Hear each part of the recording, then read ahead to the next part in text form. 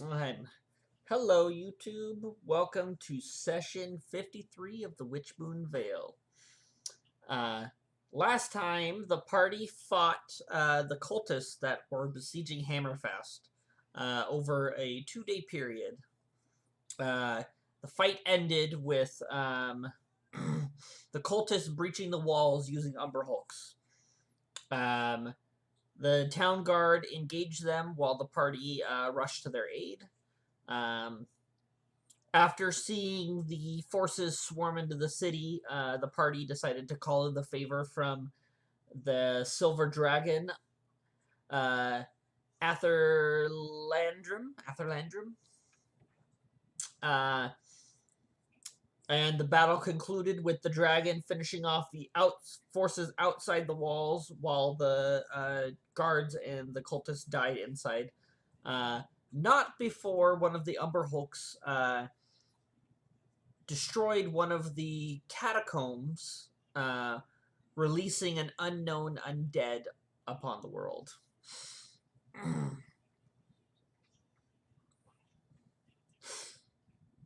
And yeah, but you guys have finished off the cultists, and are gathering on the street while the guards begin forming up and basically doing a sweep of the city to make sure that no one's hiding.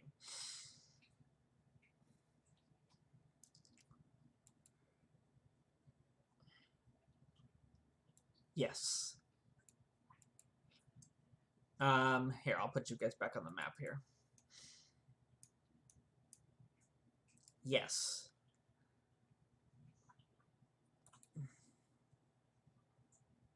Uh,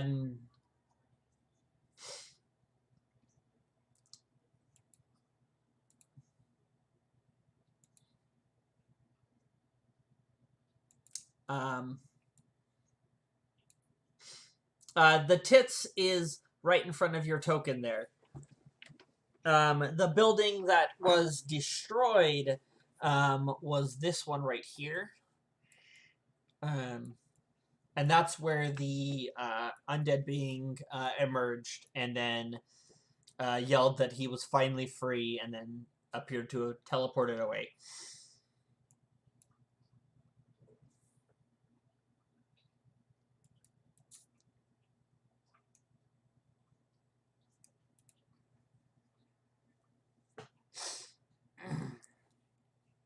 Yeah.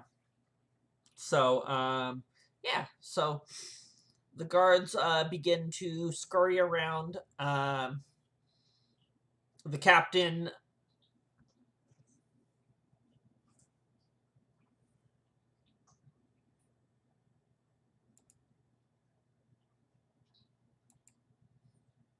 Let me find him. I'll share his image again.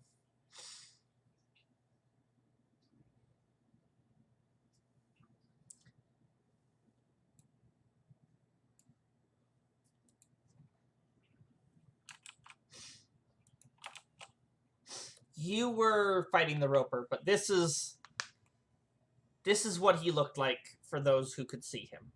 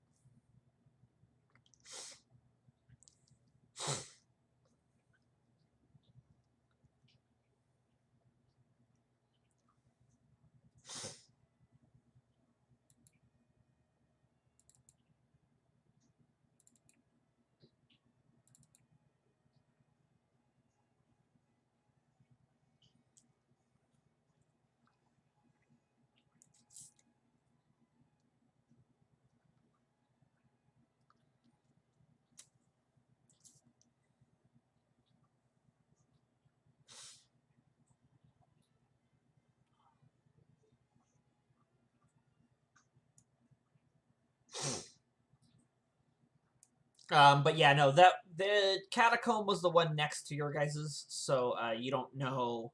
At the moment, there doesn't appear to be any damage, but you haven't been inside. but quickly in the net, like, you guys are probably just catching your breath after the fight, gathering up when the commander comes up to you and goes,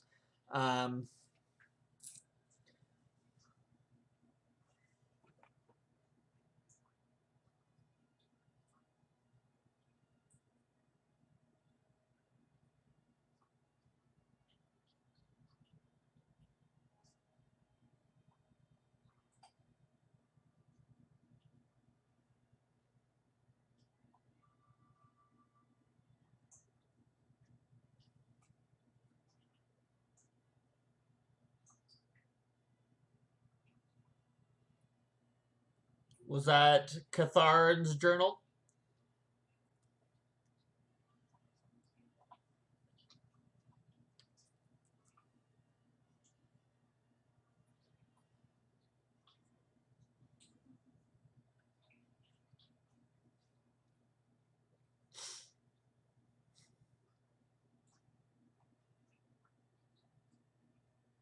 Not a physical one, but the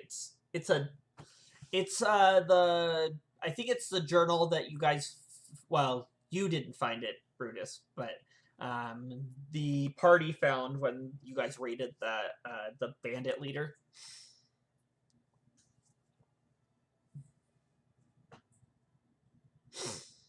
Yeah. So the captain comes up and goes, "Would I be able to recruit you guys to securing that open tomb, open catacombs? We have to get the walls shored up before any stragglers show up, and we're down a lot of manpower right now."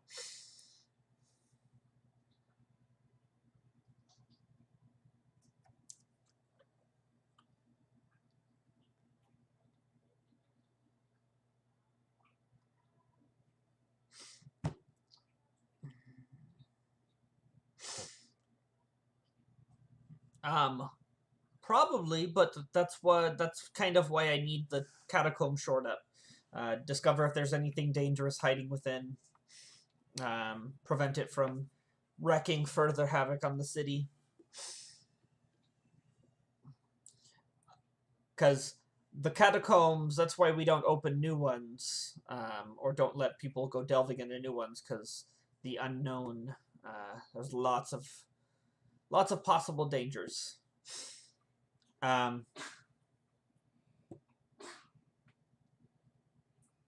No, these were catacombs before the Great War, and lots of the records were destroyed during the wars. And that damn ghost in the library doesn't let anyone read books. He's always shuffling shit around.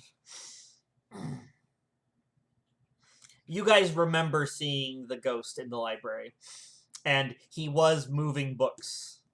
And that was kind of his little shtick that he did, is he just constantly moved books around the library.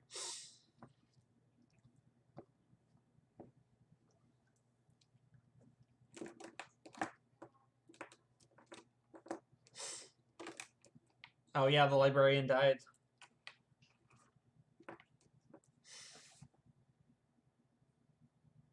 Yep, Alizar, Scroll Keeper. They found him dead in the alley over here, or in the street.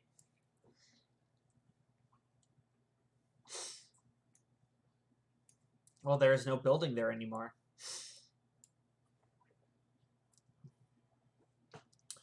So,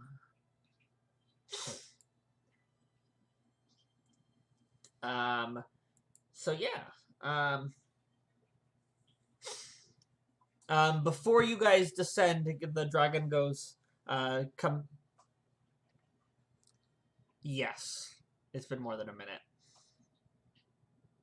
Yeah, at this point, most of the people have been dead longer than a minute.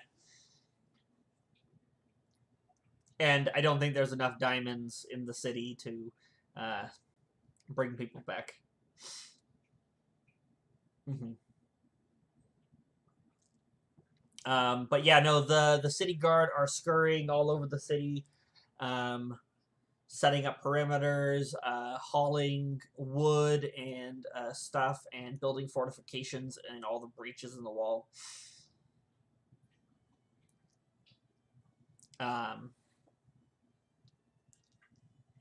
You see normal citizens that are like with the trade guild and the masons guild beginning to start scurrying around looking for stuff,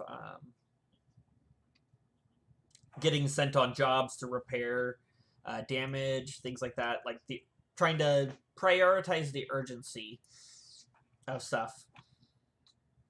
When the dragon comes over to you and goes, I remember you three, but you're new.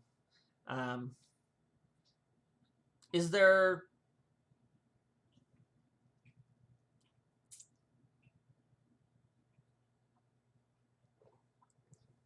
Yep.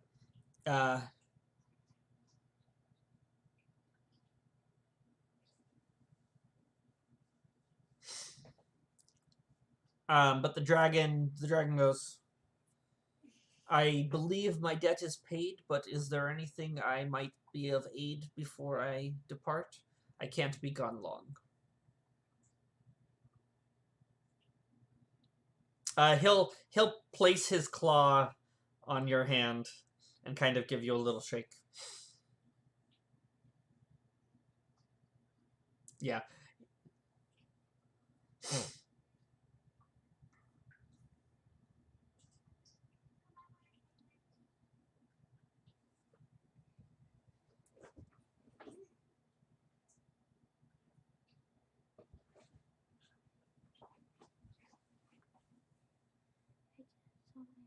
One of those big fancy cups like Mars.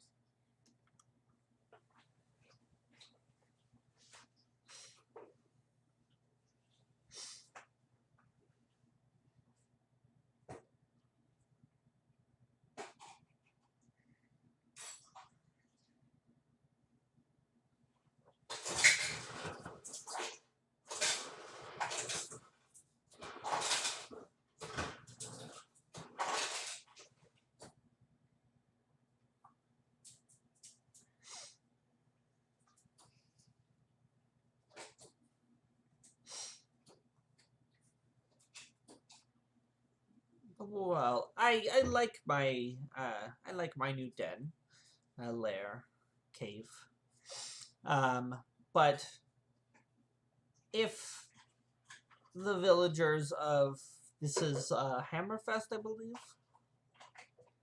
Uh, if they would like to send an envoy to discuss terms of an agreement, I would be willing to extend some protection over portion of the Vale that resides within my territory.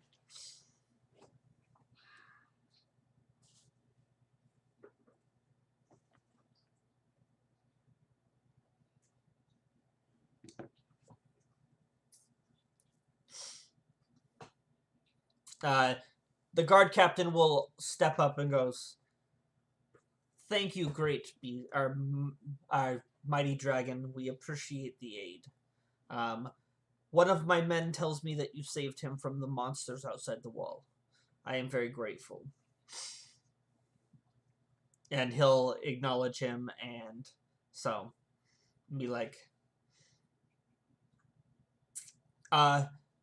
send an envoy and we will discuss further terms. And then he'll begin flapping his wings and take off. Unless somebody else has anything for him before he leaves.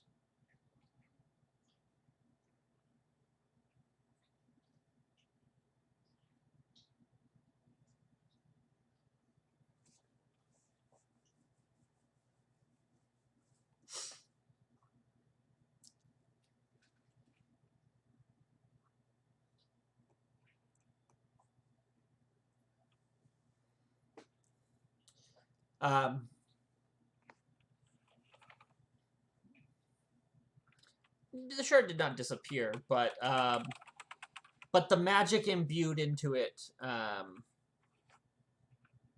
yeah. burst forth. Yes, it was expended. The scale still exists.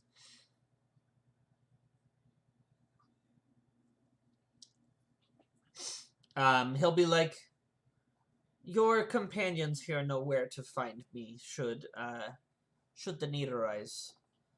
I can also, for the most part, be contacted with magic if an urgent matter is needed, but um,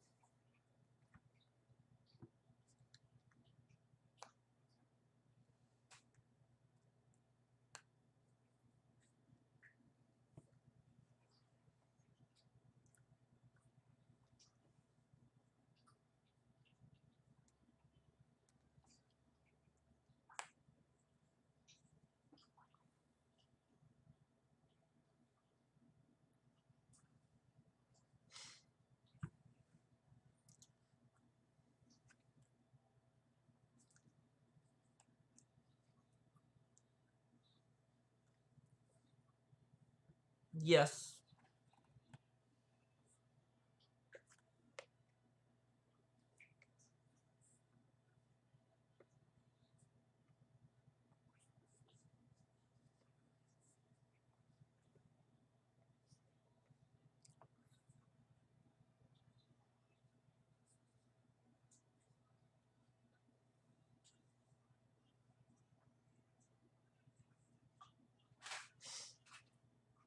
That was the dragon.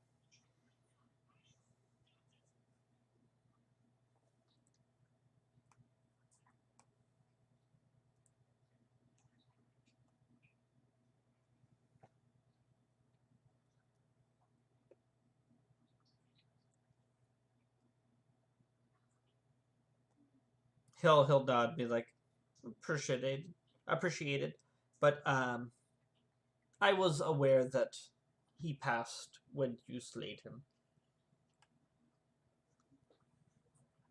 I knew he was slain.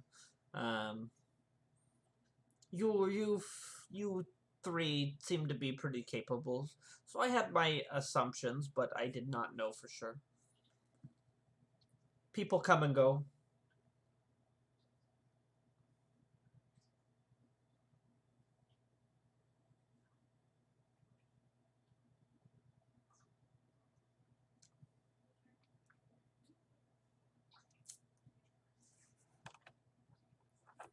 He'll nod and be like, "Of course." And my debt to you is now paid. And his wings will come out and he'll flap and take off.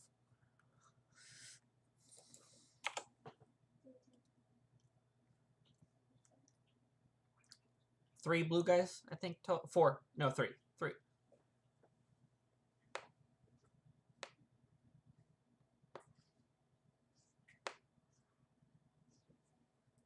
He did.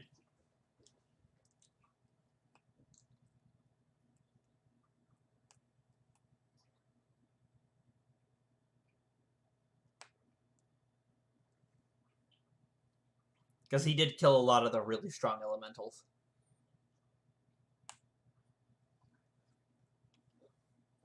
He didn't care. He just wanted free. Obviously. So, yeah. So you guys are taking the captain up on delving into the catacomb that the Lich came out of?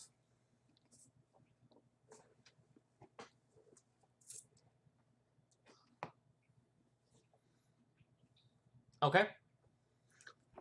So you guys approach the freshly blasted hole. Um, it's strange. It looks like it's been melted in a way, kind of, but at the same time, almost like also dissolved.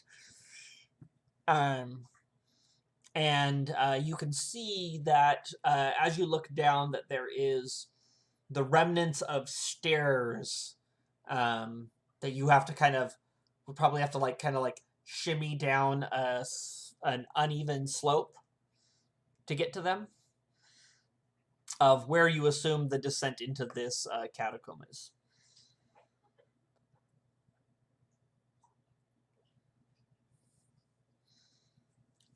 Who's going down first?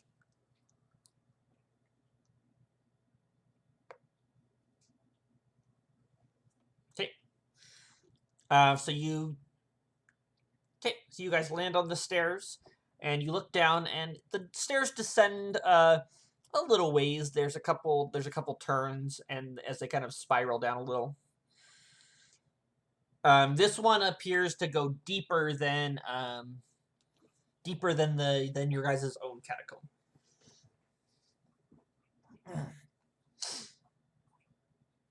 Yes.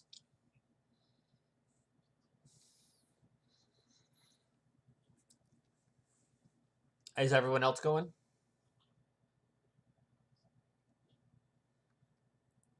Pasha and Thorgrim?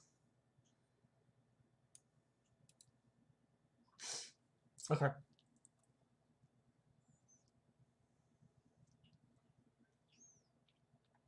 Okay. Pasha?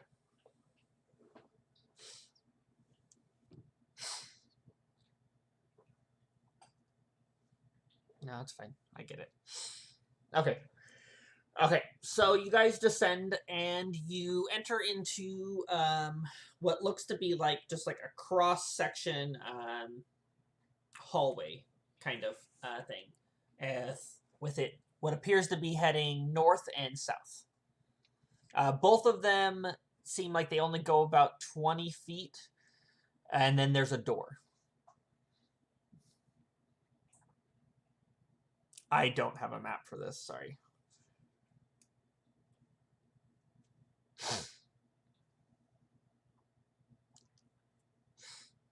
Would you guys like to roll an investigation check?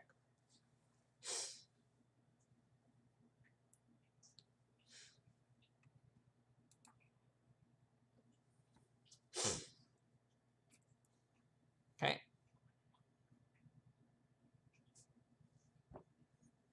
Okay.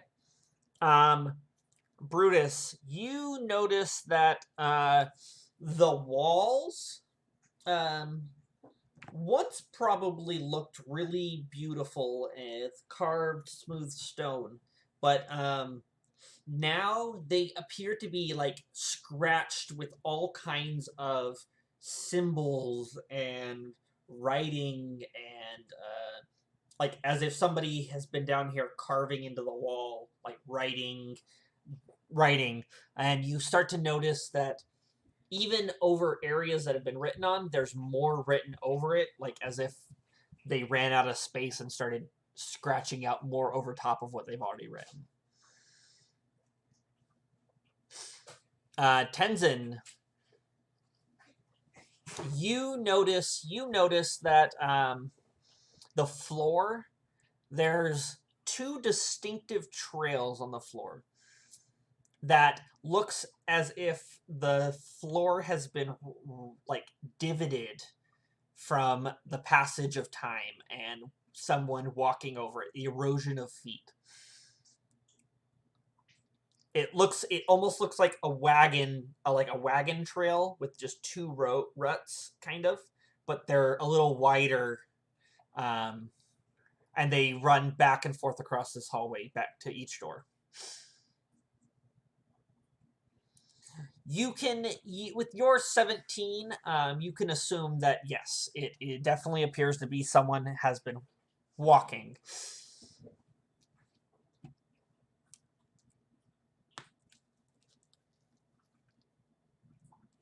Yes. Pasha, you surmised the same thing. Yes. Because Pasha got a 19.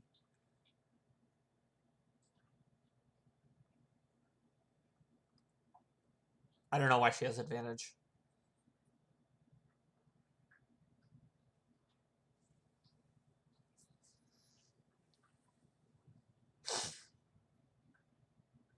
Okay. Yeah. So, but yeah, so are you guys going north or south first?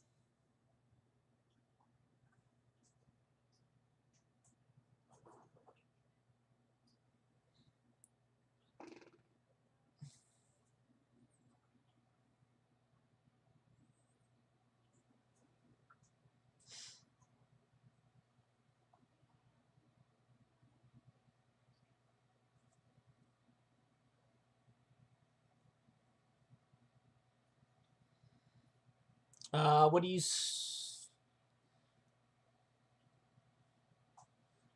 You see that the stuff that appears to be underneath was probably written in Dwarvish. But at this point, there's so much scratched over it that you can't really read anything other than like slivers of words.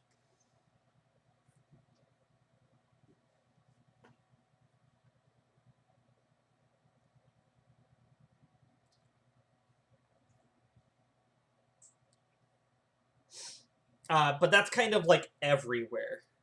Um,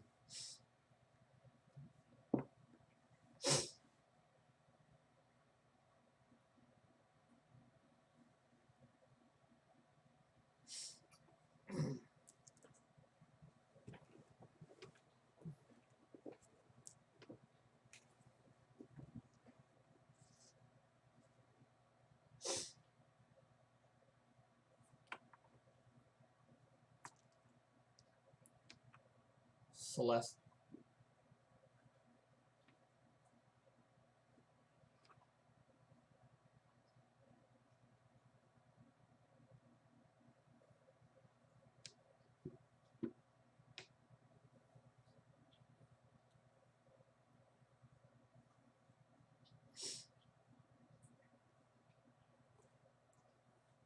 You were helping at one point, Tenzin.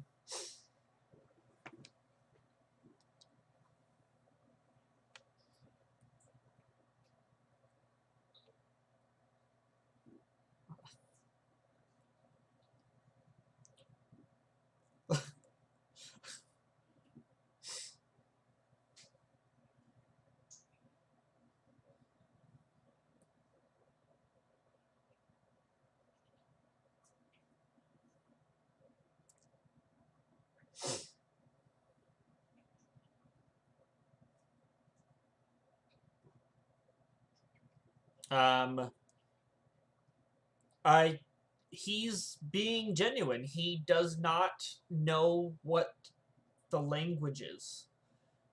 This is the first time that this appears to be the first time that he's heard it spoken, and he's someone knows what it is.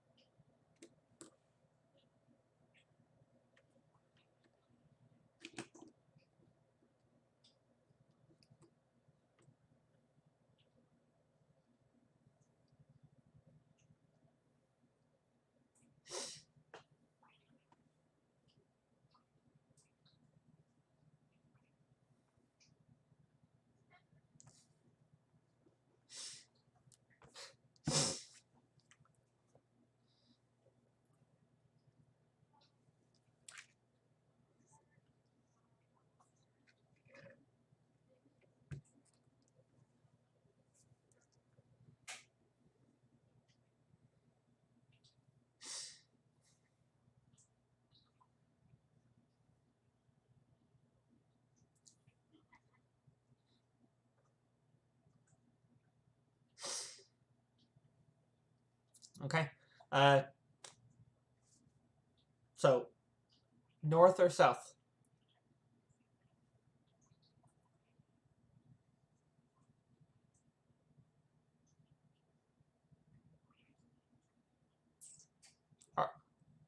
Uh, that's yeah. I guess north would be right. So who went north? Okay. So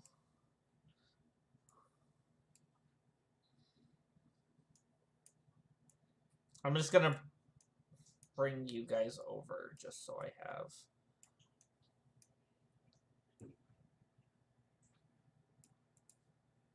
Yeah, sure. Go ahead and make a stone working check. Stone check. Oh, okay. No. Um, you. Yes. Yes, you 100% get that. You also notice that the construction of this building is not a catacomb. This was some other type of building that was not a catacomb.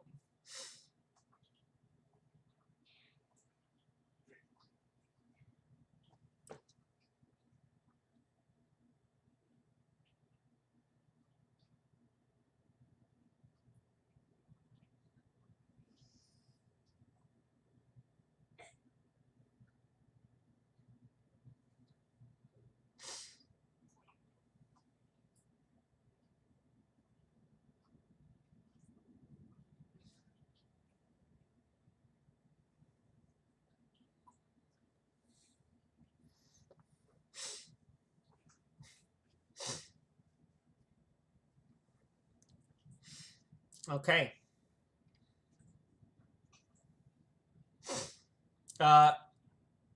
Thorgrim, Pasha, are you guys going north or south? Brutus is heading south. Tenzin's heading north. Oh, are you? Okay. Okay, so I guess everyone's following then. Okay. Tenzin, you reach the door. You kind of like, as you reach out for it, you notice that the latch doesn't even latch anymore.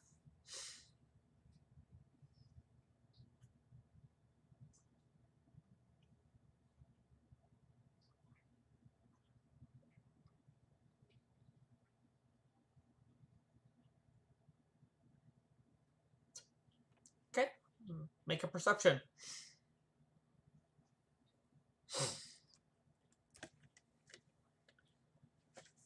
Make your perception.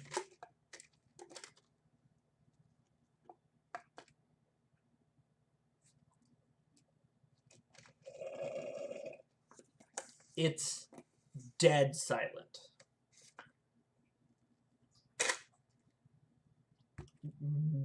Nothing. Like nothing. No noise. You've equated this to an abandoned place, is what your brain tells you.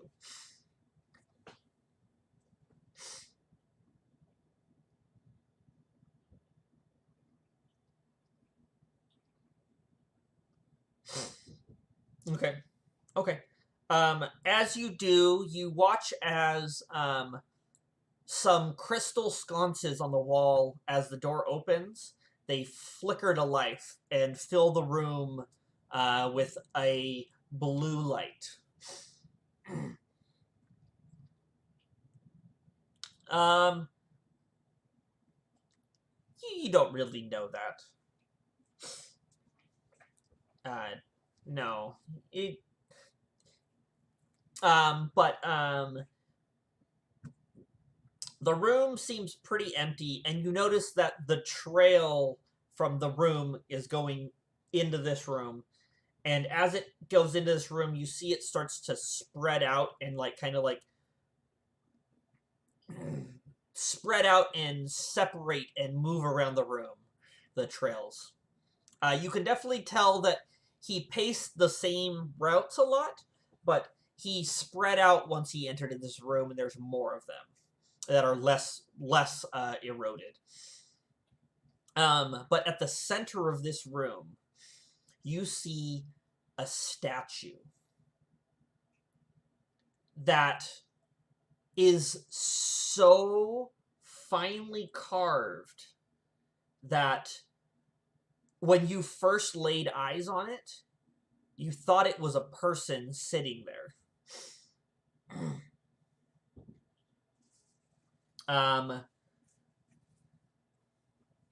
But it's absolutely still and motionless.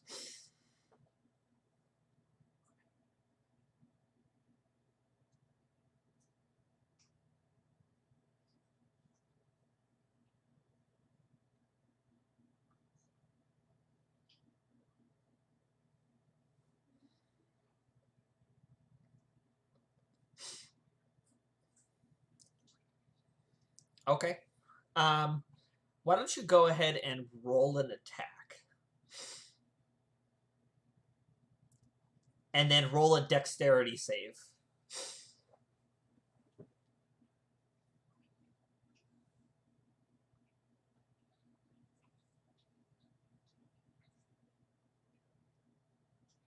Okay.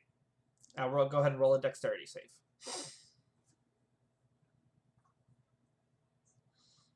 Okay. Cool.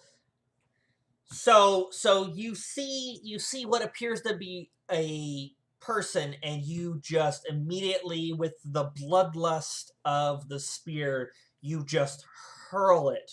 And as it leaves your hand, dawns on you that the statue didn't even react to the light turning on. So your hand immediately, as the spear is sliding out of it, you feel your hand just grasp it as the spear slides to a stop, like right at the end of your hand, as you just grip it. um,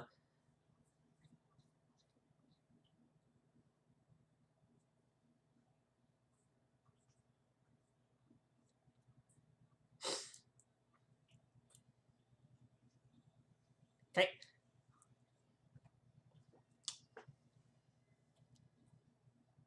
Are you guys moving past Tenzin into the room?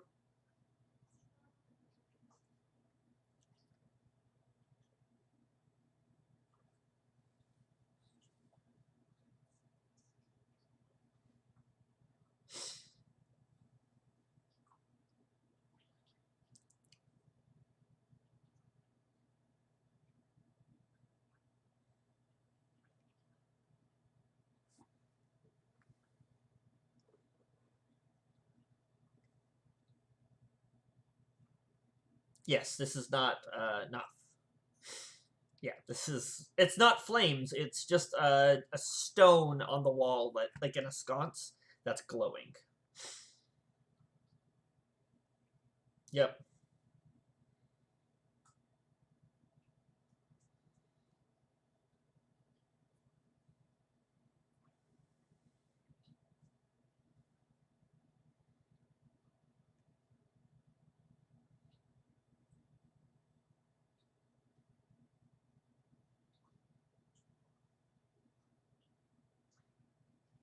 Okay. This room it has shelves and chairs, and there's a fine layer of dust, and it almost looks like the stone chippings from the statue have been swept into the corners and to the sides, um, and kind of like coat the outside of the room, like it's been cleared away from the statue. And you can see that the groove around the statue is actually deeper than the groove in the hallway.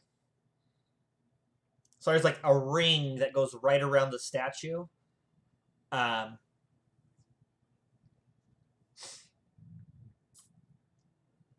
um, um, as you get closer to the statue, you notice that the statue is a carving of a young dwarven girl.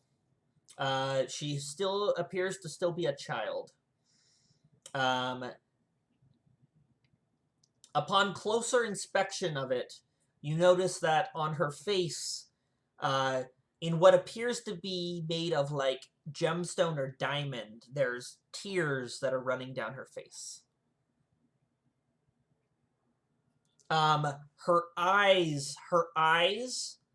are carved, are made of gemstones, the same as her fingernails and her teeth, and anything that's not skin appears to be made of gemstones. And this statue, it looks like you could reach out and touch it and it should feel warm. It's so lifelike.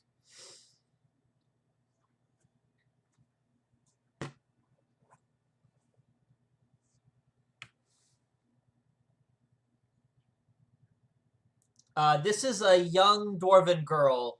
The lich definitely looked male. For those who saw, they were a dwarf. Um,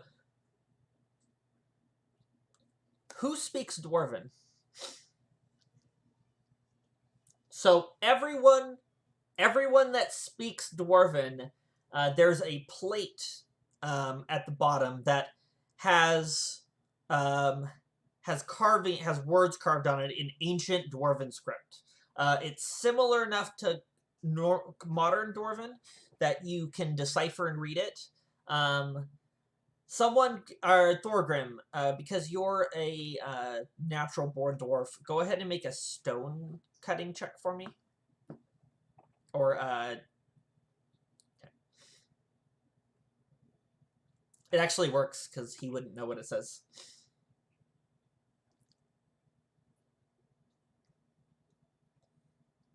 I think you get to add your proficiency to your check.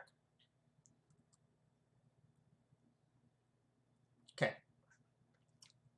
So this plate that you see, you can see that the words. Okay. So the words that are on this plate, you can see that they were added over time. They were not all done at once.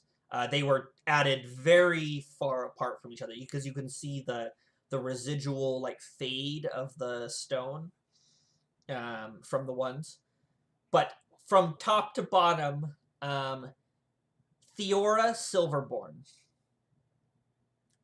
the victim, the first step, the downfall, the innocent, prey of the villain, the regret, and the jailer. Those all are phrases and titles that are carved onto this plate.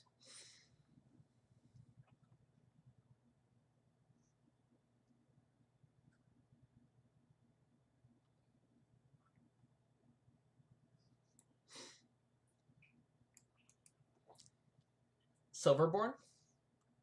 Theora, you probably, if you ever knew it, it probably would have been like a relative, like way distant, and it was like a family name kind of thing.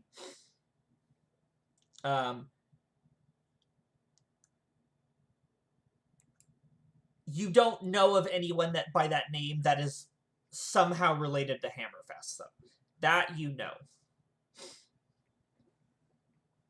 Yeah. You probably... But you know that your family has been around, your clan has been a major clan for millennia.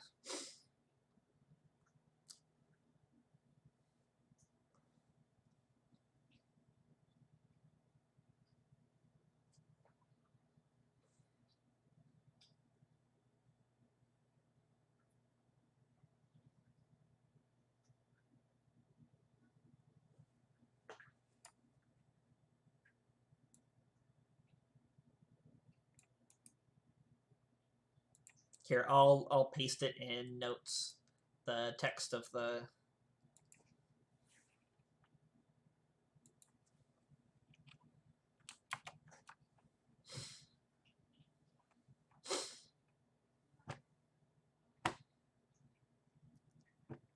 And do you mention the thing that you discovered about the plate, Thorgrim? That after her name, each of the titles was added at a different time over a very long period of time.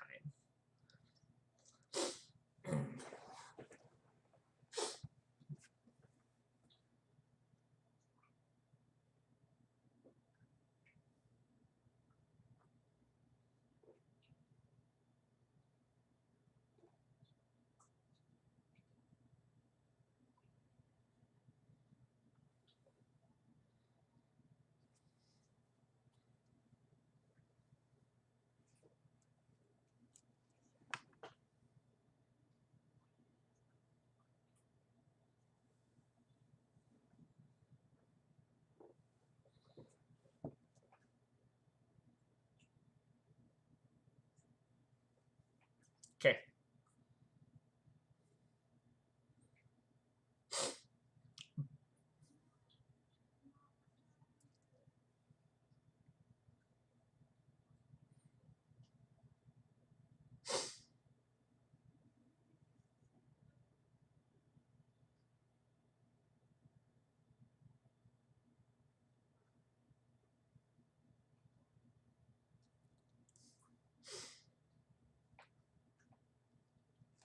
But yes.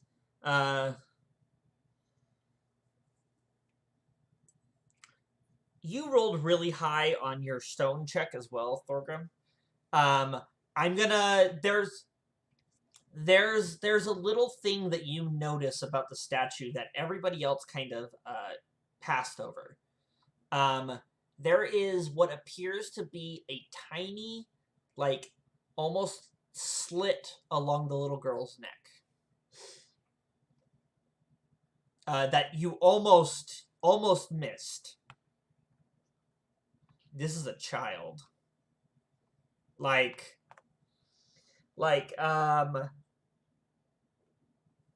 dwarves age differently. What age do dwarves mature? Let me.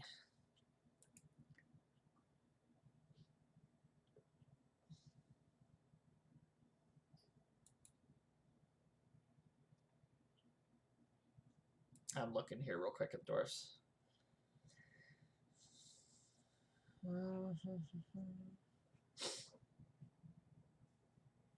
They considered young until they reach the age of 50. She looks like she is probably 10 to 20. She's a child, yes. That would have been like probably 8 to 12 in human years.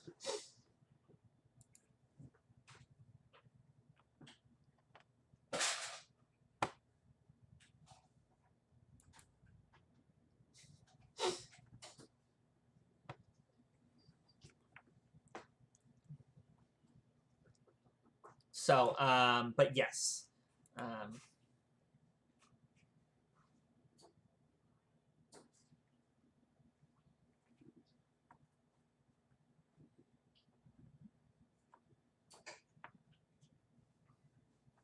Yes, you can tell by her stature. She is not an adult. She is a child. And reading that first title beyond her name, you kind of gives you a hint that she may have been a victim.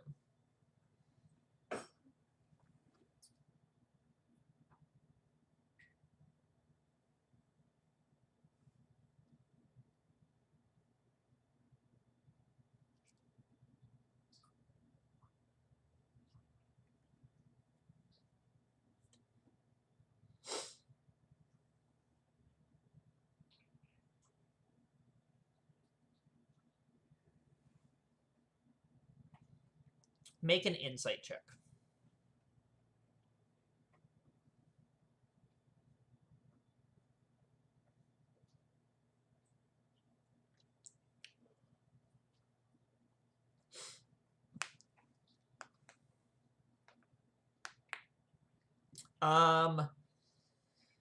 In it's a name that's been reused over time, so you probably have heard of a couple Theoras, but none are jumping to your fourth thoughts when you see this statue.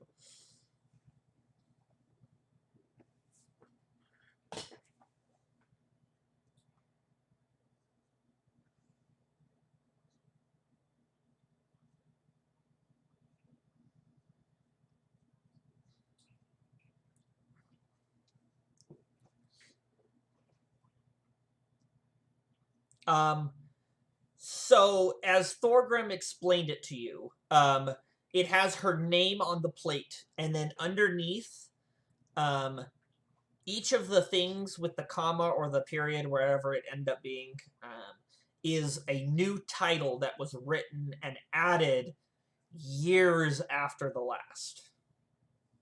So it appears that it just kept being modified and added to over a very long period of time.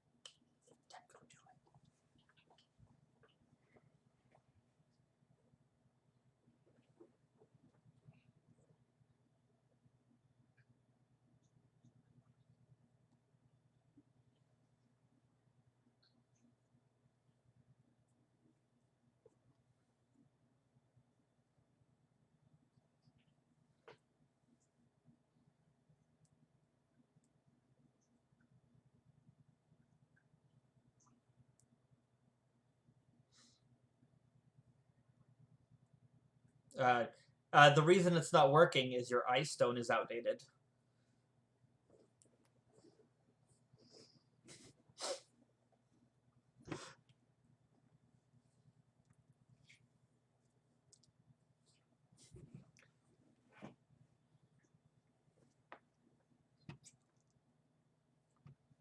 Okay.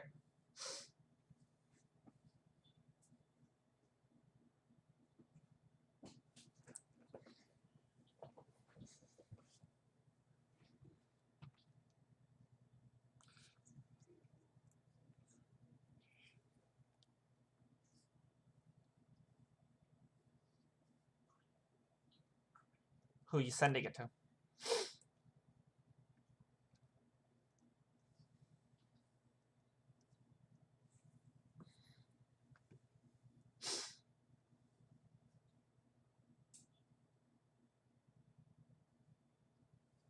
No, you're fine.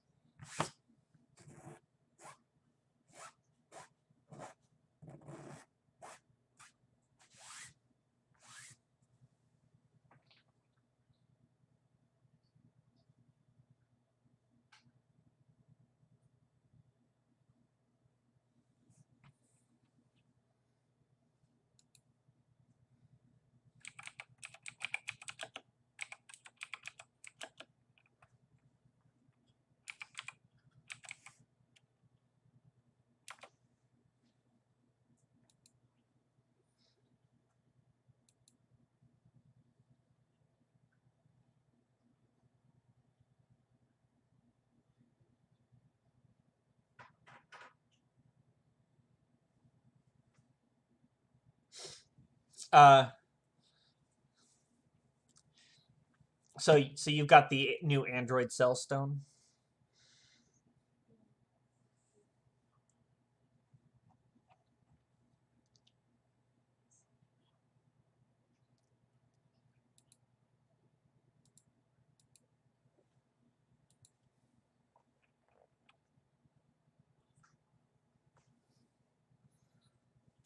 Is it a nickel Kia?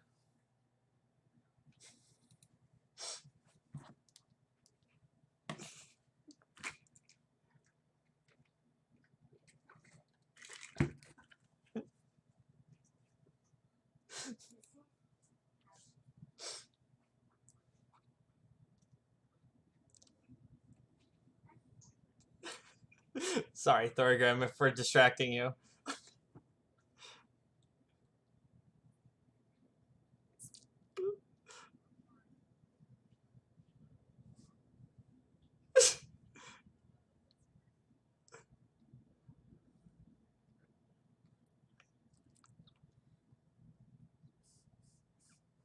No, you're okay.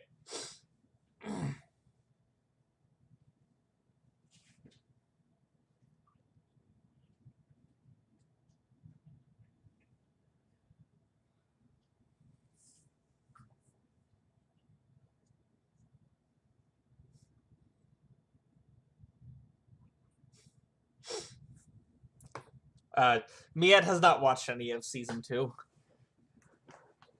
so she understands Jester a bit, but I don't think she really does.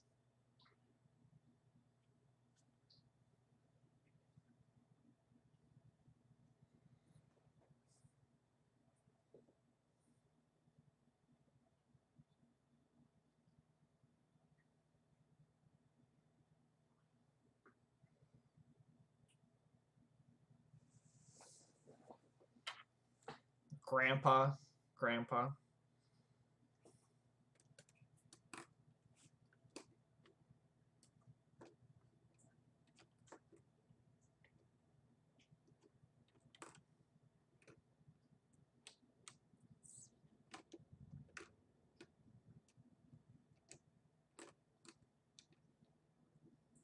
Just doing like maybe doing like a one shot of higher level kind of thing. That's fine.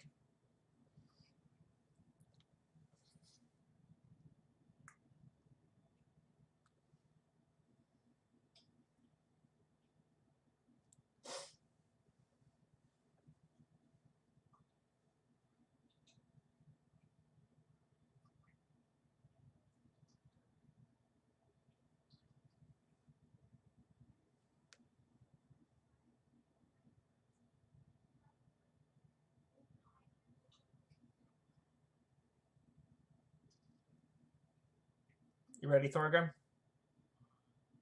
Okay.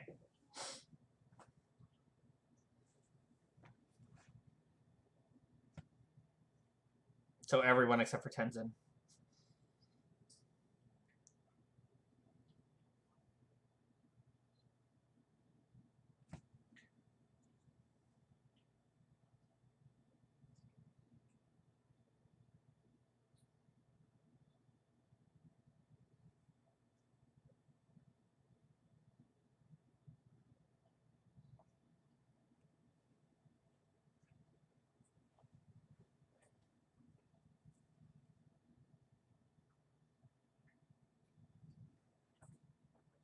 Okay.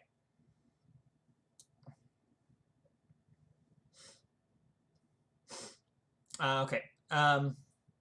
In Dwarven, you'll hear your father's voice respond. He'll be like, "I'm fine."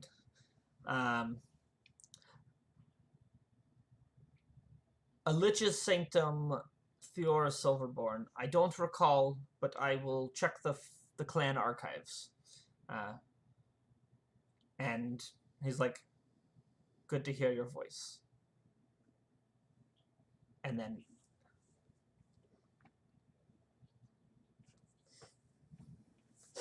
yep.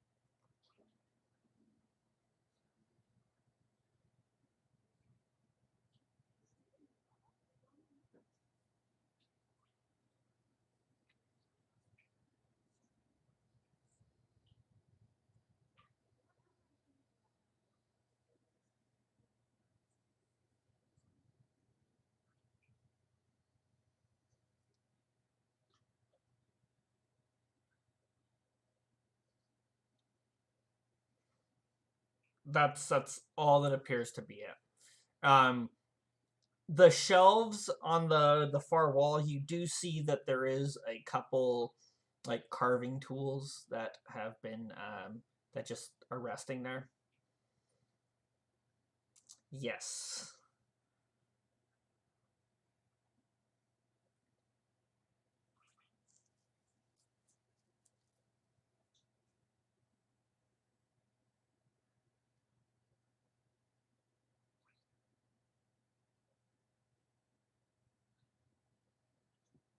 Yeah, I think this um this um the way that you've seen petrified people before, and um petrification does something different. um you can tell that this was carved. um you can tell by the fact that the fingernails, the teeth, the eyes, the tears are made of precious gemstones, that this was there. The evidence is in the room as well. Yes, this is evidence. There's evidence in the room. The whole of it together, you can tell that it was it was carved.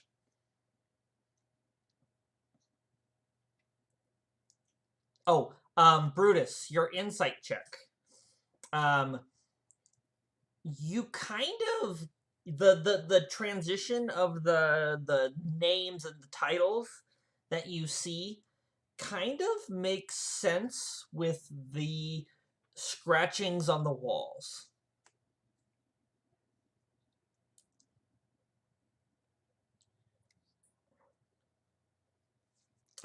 There's just like there's a transition, like the emotion of the title that was given, kind of like you kind of get a feeling from the way the walls looked.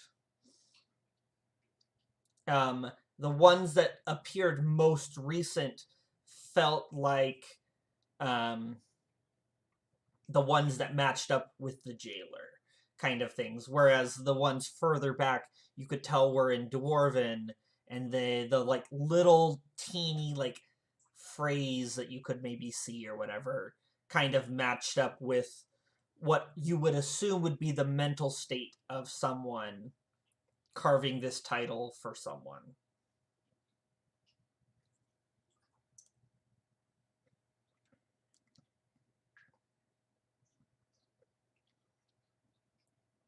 Yep. The walls in here do have the scratchings on them as well.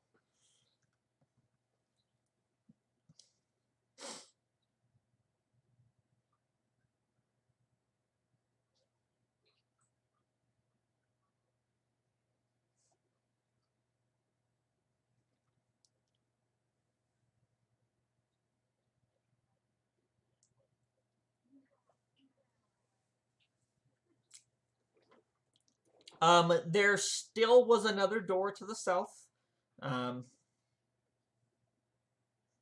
that you guys have not investigated yet. But this room ends here. There's nothing more beyond this room.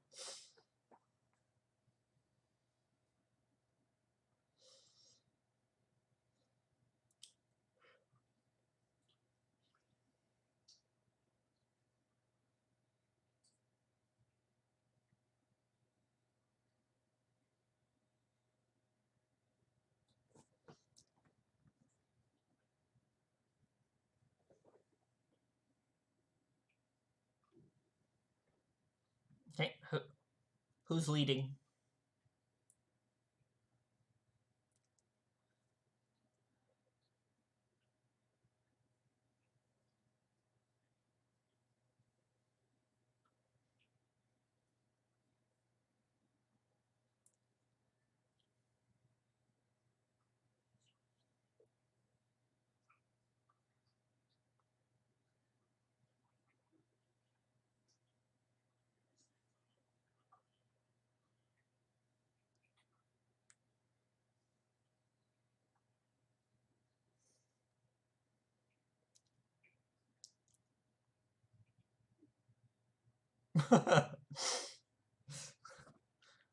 um, you could destroy water and leave just the liquor box.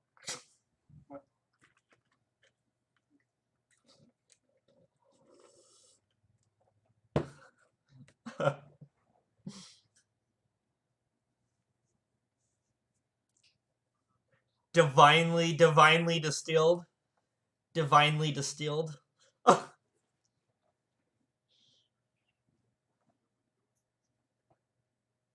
Oh yeah, 100%. That would probably kill you because.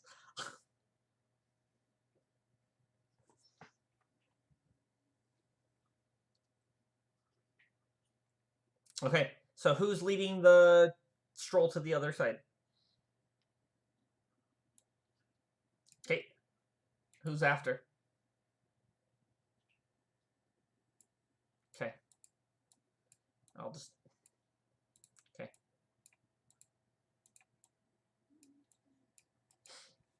Okay. This door is also the same, like when you get to it, that the handle's worn down to the point that it doesn't even latch.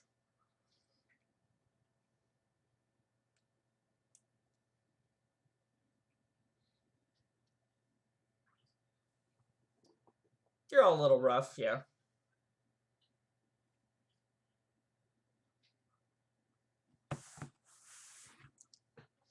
You,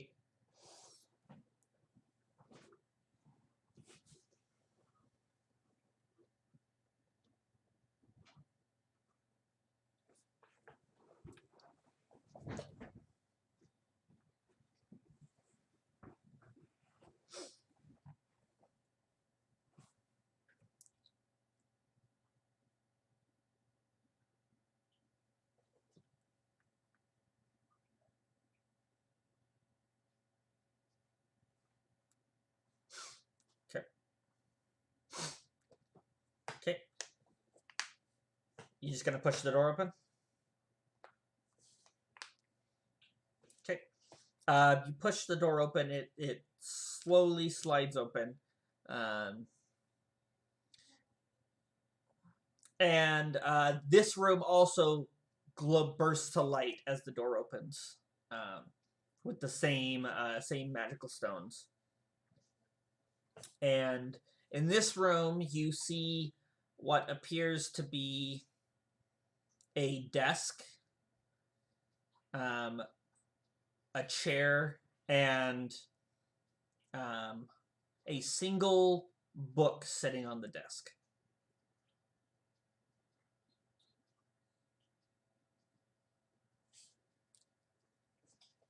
Okay. It is written in what you recognize as Dwarven. Um,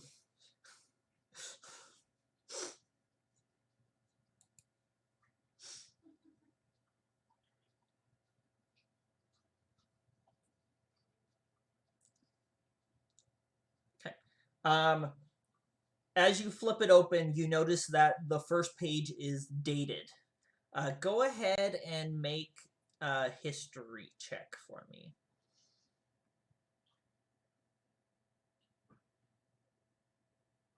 Okay. Yeah. Okay. Okay. I am gonna send you. I'm going to send you the link. Uh,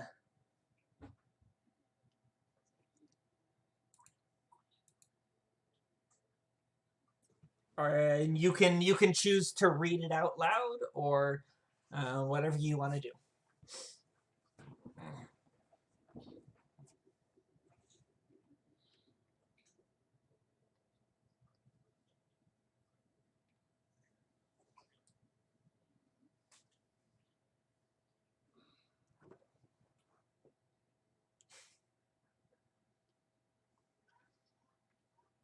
Oh, I forgot to put his family name in the notes. Give me just 1 second. I will.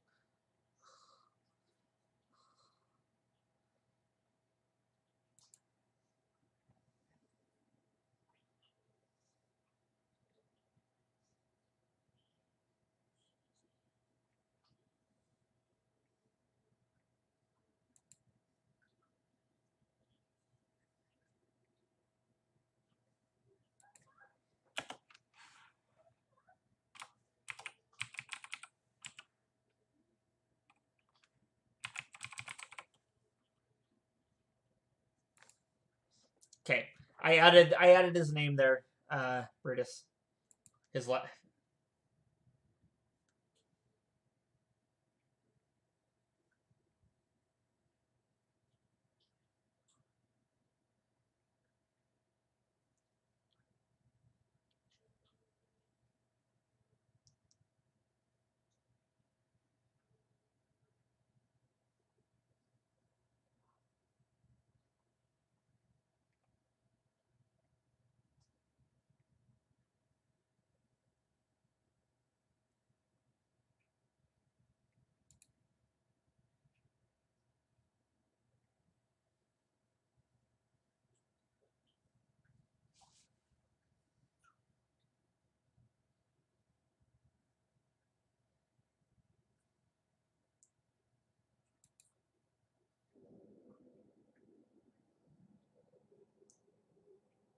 so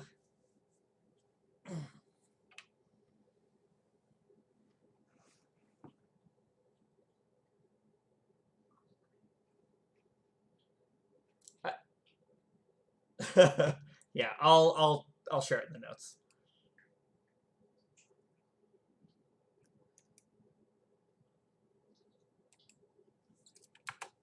Well, everyone who reads Dwarven can read it. So Tenzin, you're not allowed to open it.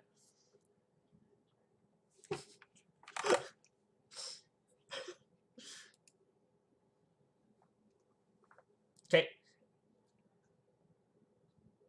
Okay. Yeah. So Brutus, you can comprehend the year dates and everything.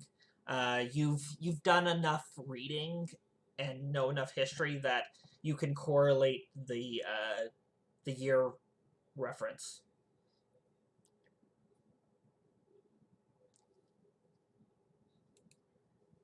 Yes.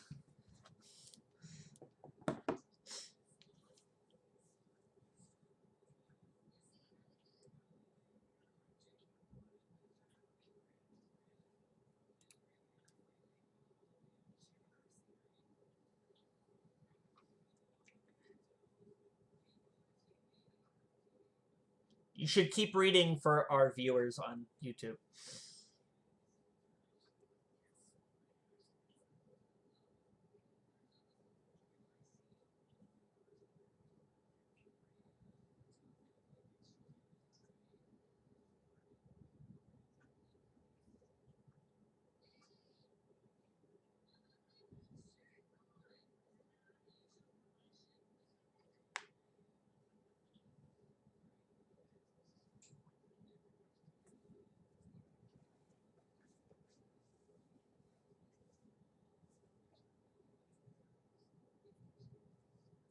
What's up?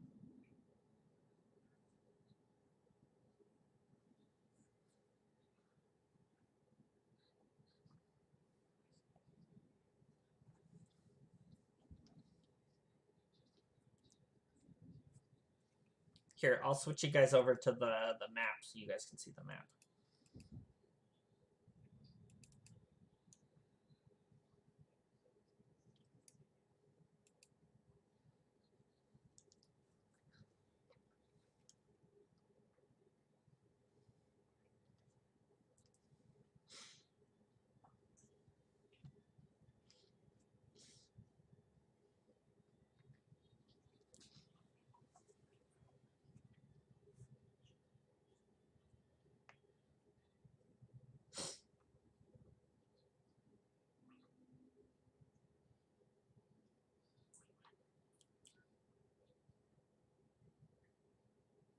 It was like about a little over a week.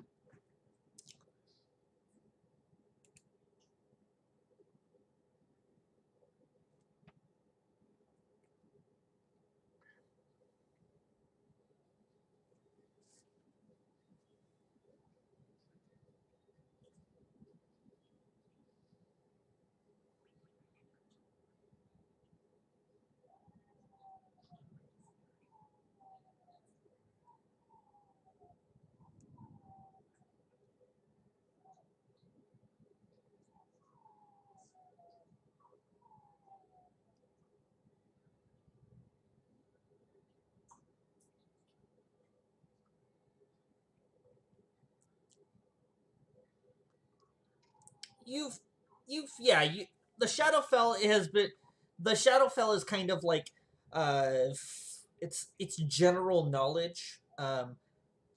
Getting there is a different story.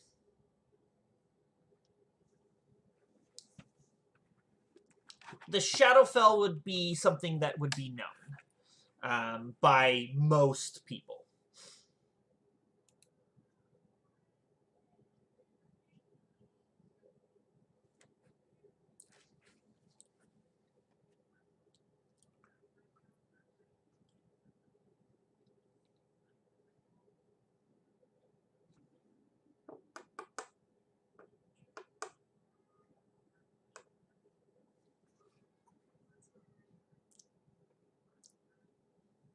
Right here.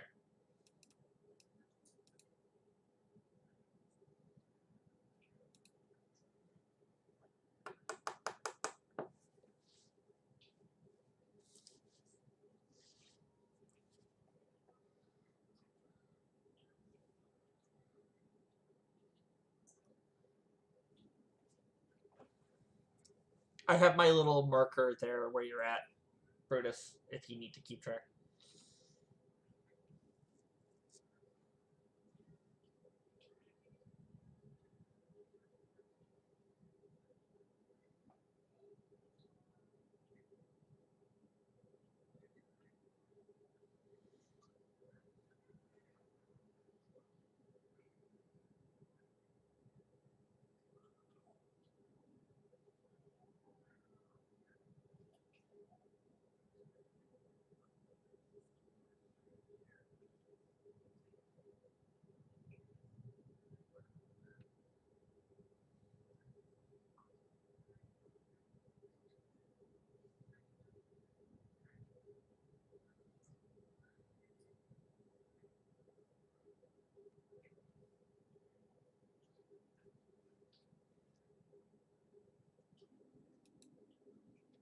Uh, no, what he's saying is he was exploring the ruins of the Genesian capital, Prima. He was investigating basically the treasury. He tripped and fell face first into a hidden vault that was disguised with magic, and that was the only reason he found it. It was disguised so well. He then spent weeks unraveling the magic that bound it. And then when he opened the vault, it was very thoroughly secured. And then he has not identified what primal shard it is.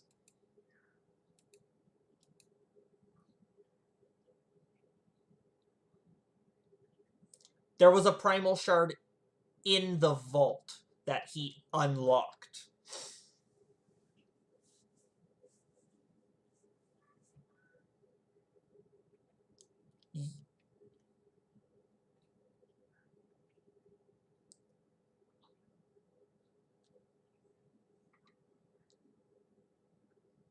Yep.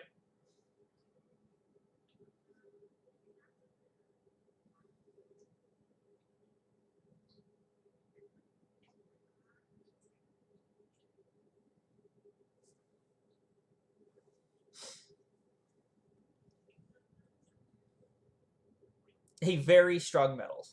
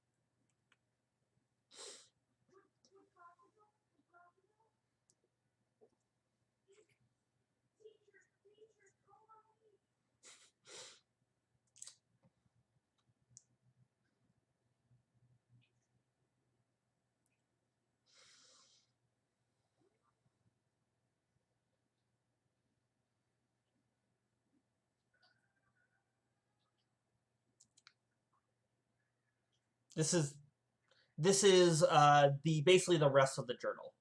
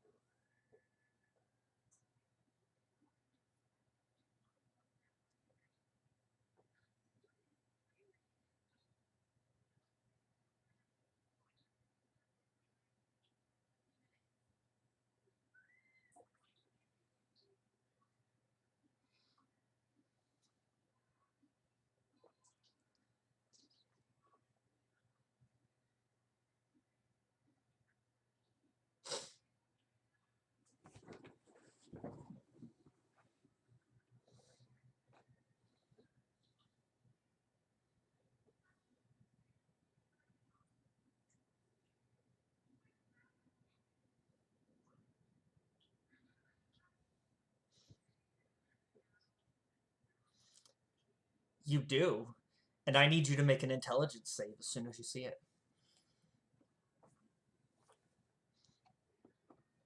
Intelligence saving throw.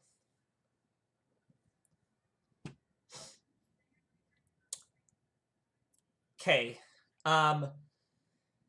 Cool. Okay. So, how does Brutus react when he first sees it? Okay. Aware of what it is?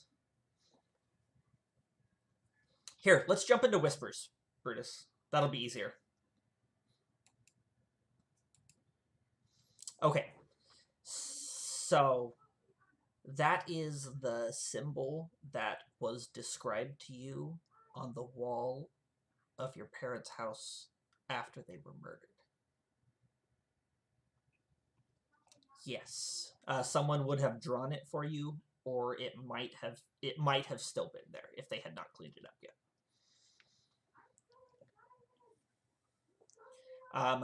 I was thinking maybe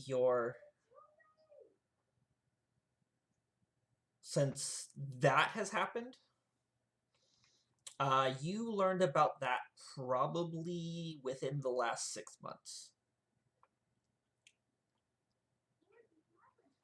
So I was thinking maybe now would be a good time to either something is happening, but if you think that he would be in enough emotional turmoil by seeing that symbol that his radiant surge thing would burst, then let's go with that. Okay, cool. Okay, you ready? Okay. Okay, we're back.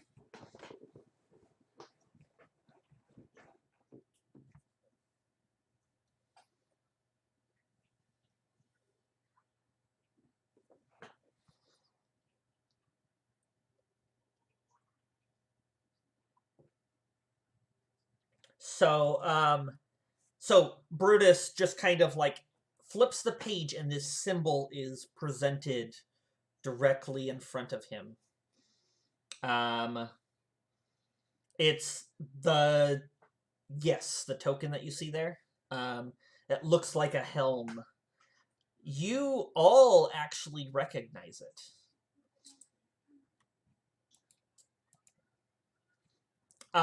But as he recognizes it, he grips the book and clenches his teeth and closes his eyes, and everyone around him, you just get hit with a burst of energy as radiant energy bursts forth from Brutus's body.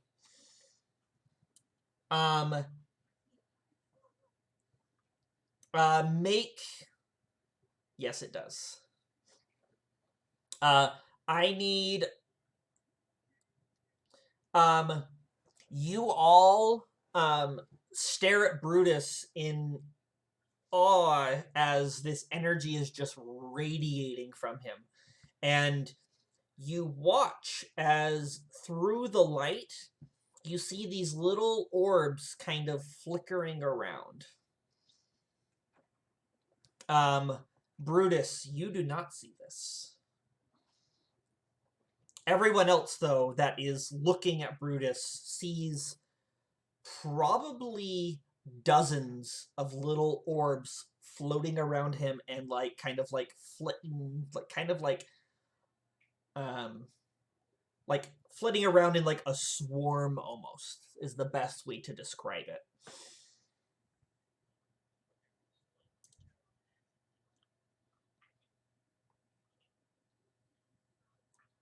So everyone takes 5 radiant damage.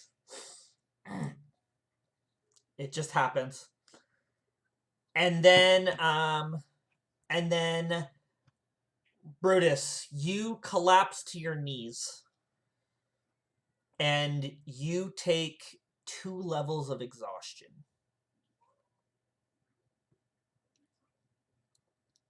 As you fall further to the ground. And the radiant energy bursting from you ends.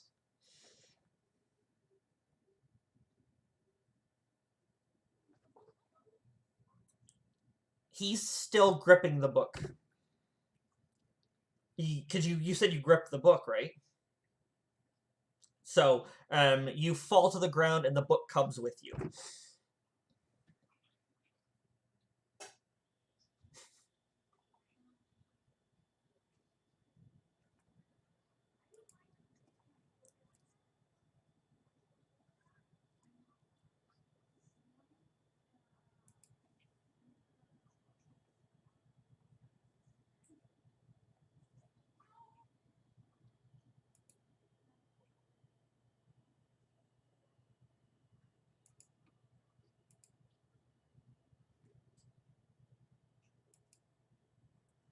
Yeah, you are basically passing out.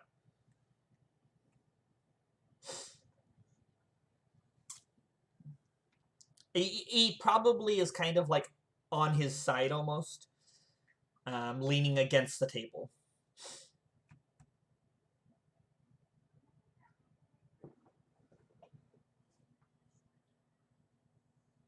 You guys could have technically taken a short rest, but you guys more or less went straight in. Because the guard captain, Tenkar, was pretty insistent on getting things shored up.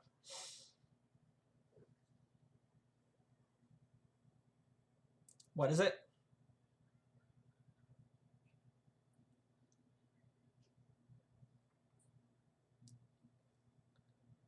Yeah, you've been longer than 10 minutes at this point. Because you would have probably spent a while in that room with the statue. And then getting down in and kind of taking the time to investigate as you went.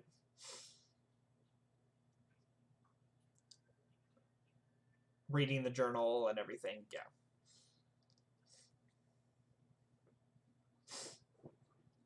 Okay.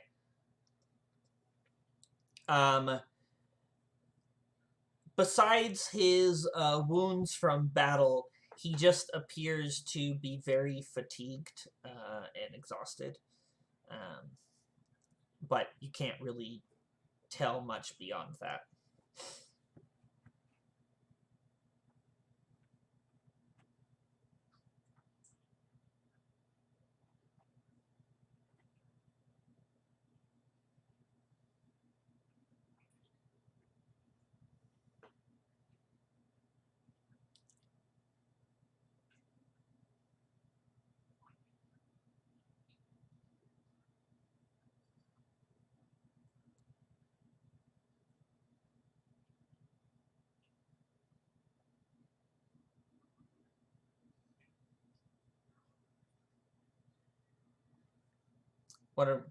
What are we? You saw that you probably would have noticed it was his reaction to the page because it happened. He flipped the page and then you saw his eyes meet it and then everything happened because you guys were kind of all gathered around reading as well.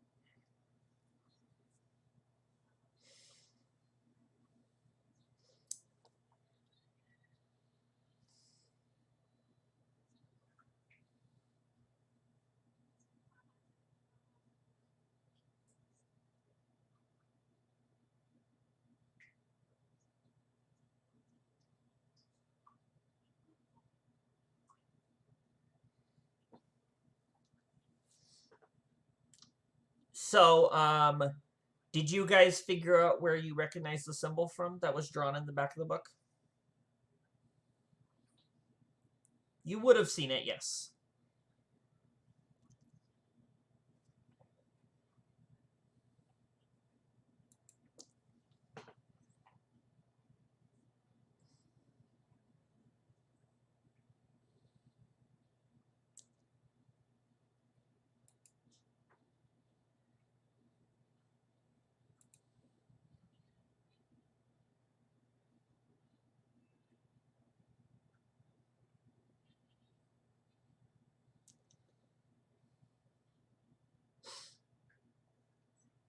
Um, yes, you guys would recognize it. It was the symbol that was around that bandit leader's neck who had the notes and stuff about the shards. That was selling the Hydra's blood to Tharn.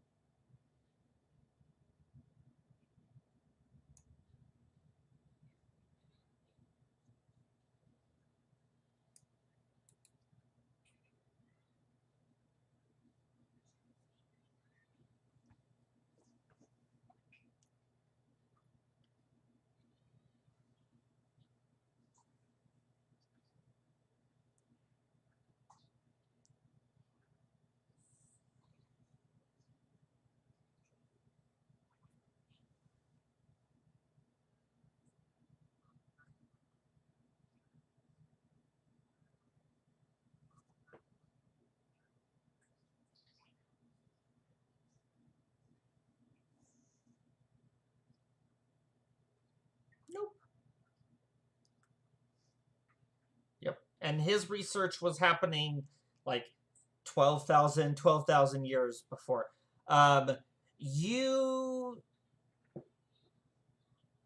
he's been in isolation for 12,000 years.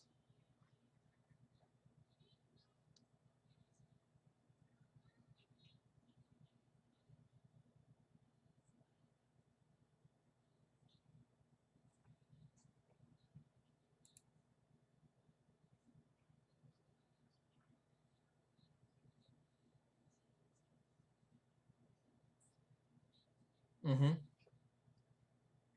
Yep. Nope. I already checked all your languages. You can't read it.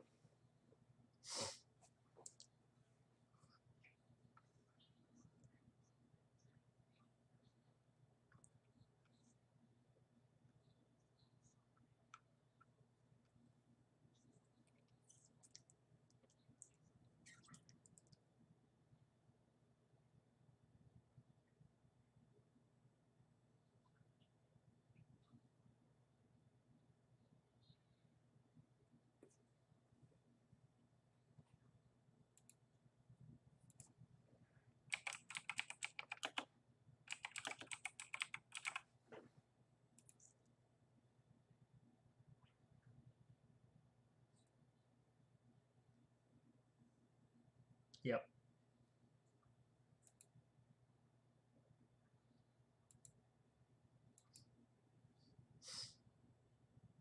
So yeah.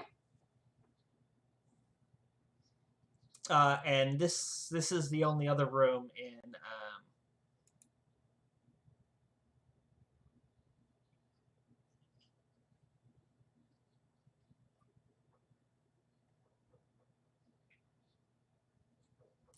he it appears as if he climbed the stairs and blasted the top off.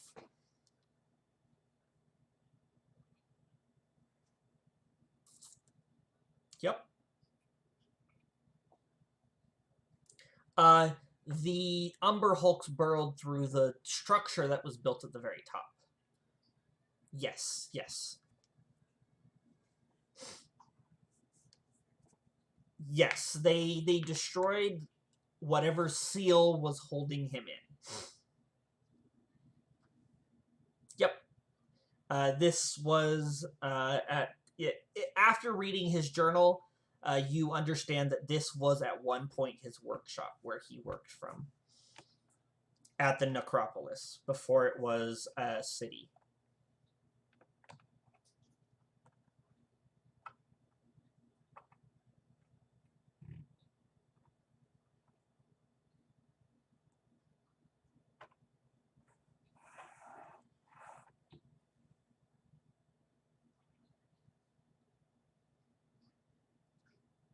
It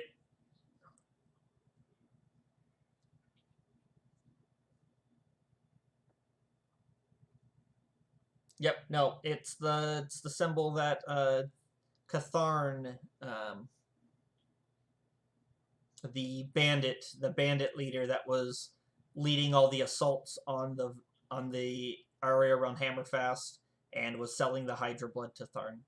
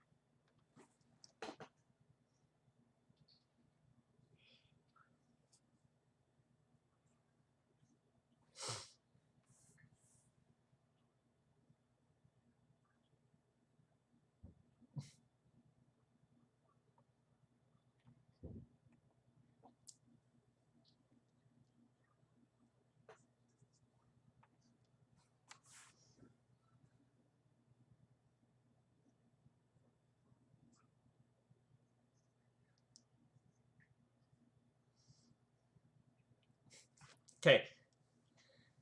After many face bunks on the stairs, you guys all managed to get Brutus up and out of the workshop, and the captain comes over as he sees you guys climbing out and goes, uh, "What's it look like down there?"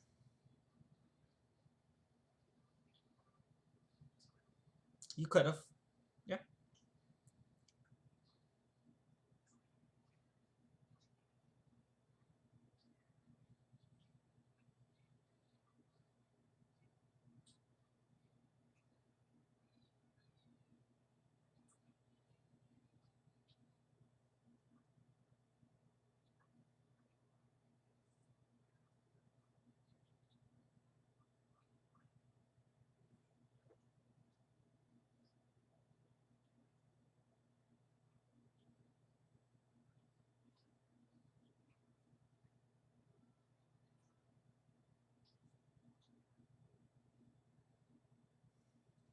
He just gives a big, hefty sigh.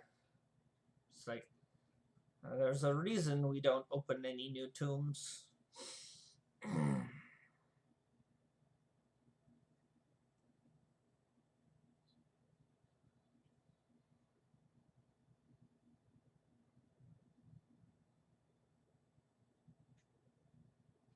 But He'll be like, fill me in on it later. Um, I have other things I have to deal with right now. Take your time. You go rest. I'll come back. I'll come meet. I'll come talk with you once things have been shored up.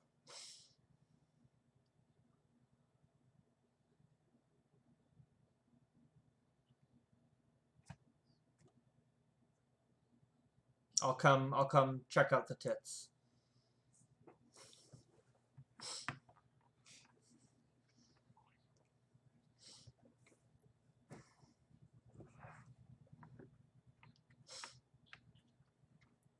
Okay.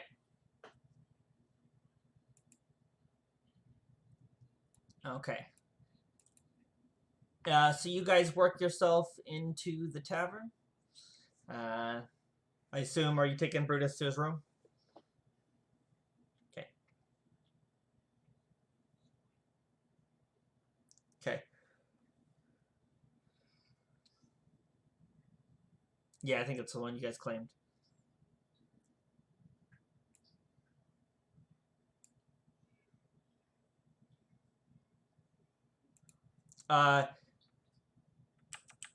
You'll see Desmond walking by, and he'll see that you've all returned. He'll be like, "Oh, good. Um, there's some business that needs to be discussed. I don't know if now is a good time, or we can discuss it in the morrow."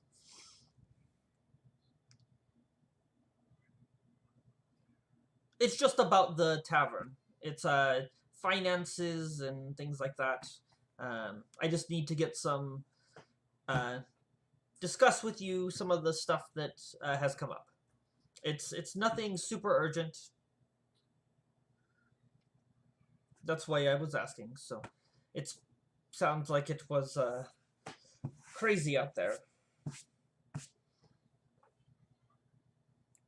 So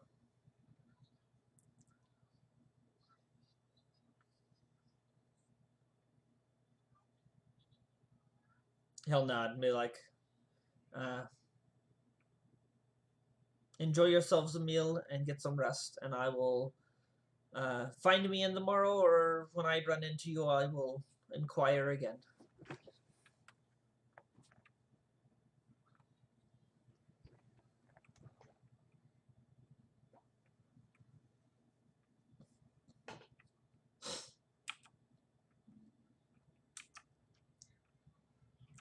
Yeah. So the tavern has not officially opened yet. Just so you guys are aware, you guys are still like stuff is still showing up, and because of the siege, things were stopped. Um, but like you guys are like running on like very minimum supplies and stuff. Which is part of what Desmond needed to talk to you about, but he'll talk about it in the morning. So he'll go off back to his little study.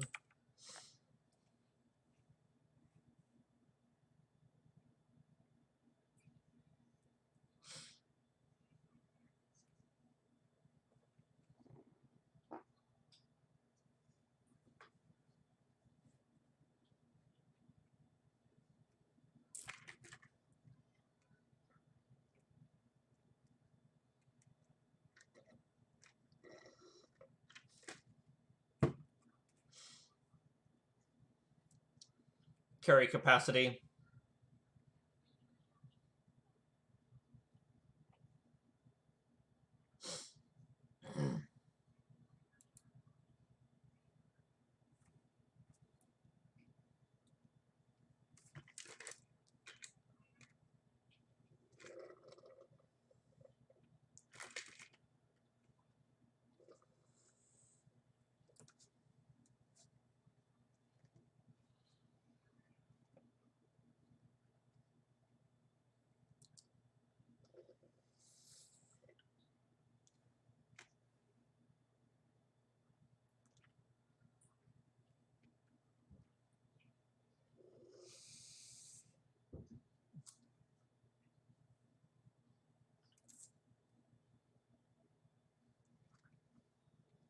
Mm-hmm.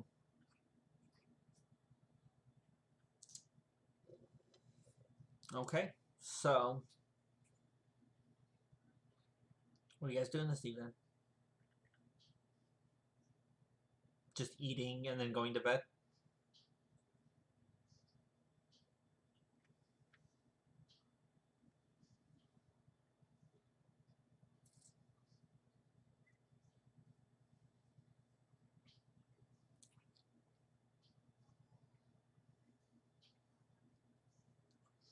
Who's holding on to the book?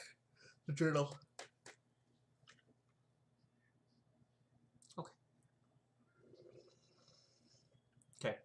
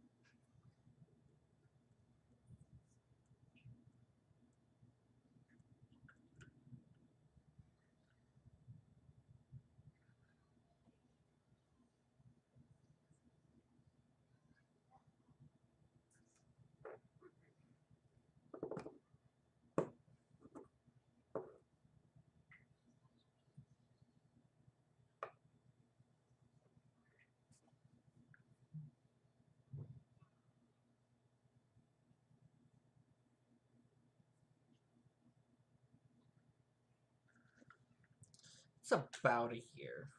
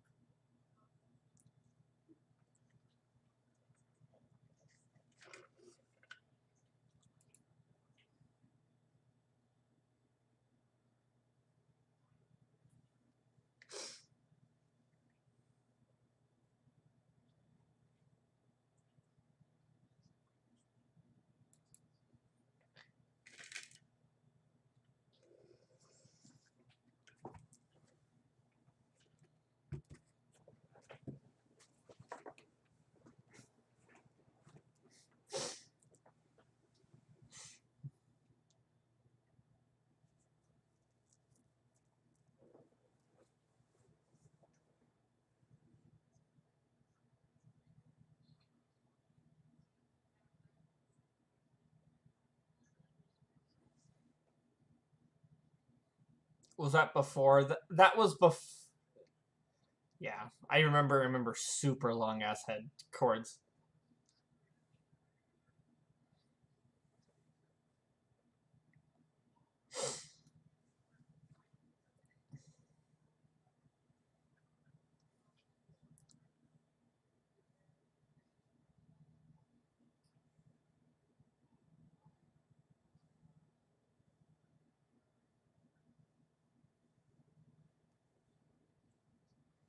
Okay, so Tenzin, you're going to take the spear back to the bank.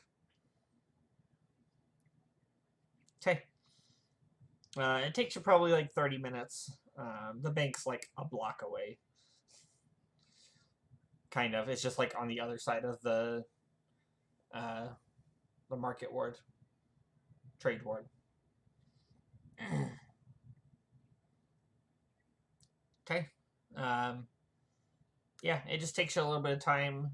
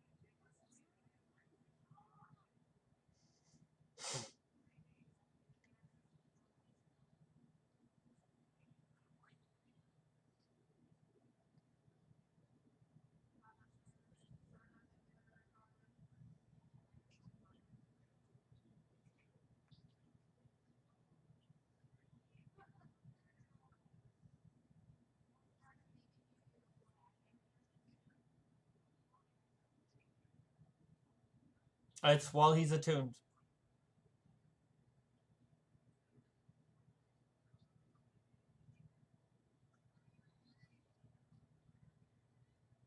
Basically, you take a short rest and you unattune. But you have to, yeah, yep.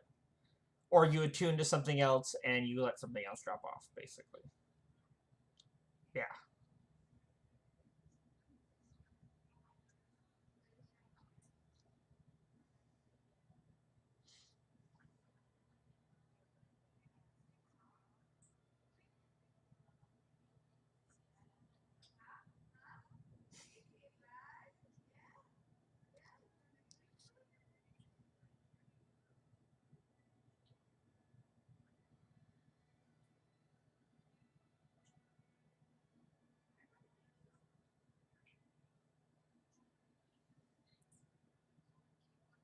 Yeah, no, you're making shadows.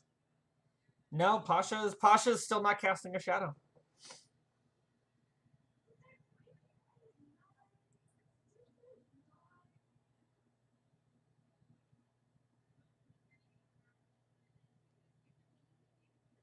You don't know.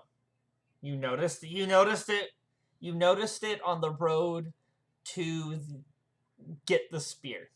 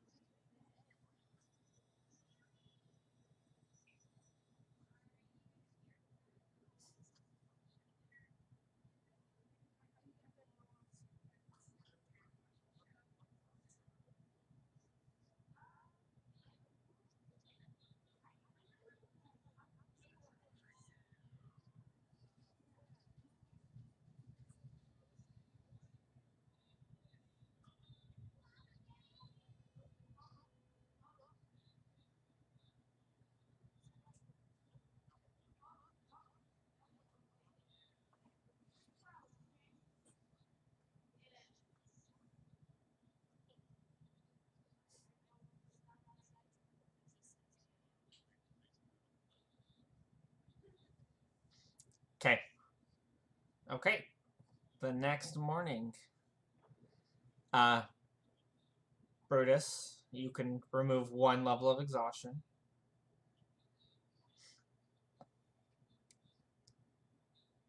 And I assume you all wake up and go have breakfast? Yes, you can all have a long rest.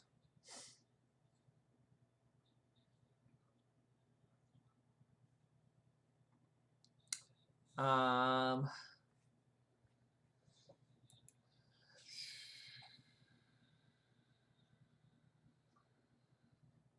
you guys are what level? 10. Okay.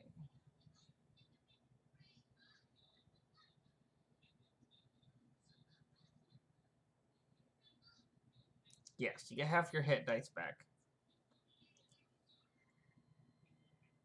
Oh, it's the shard says what to roll. It should. Yep. But you can't go above your level. You can't go above your maximum is your level.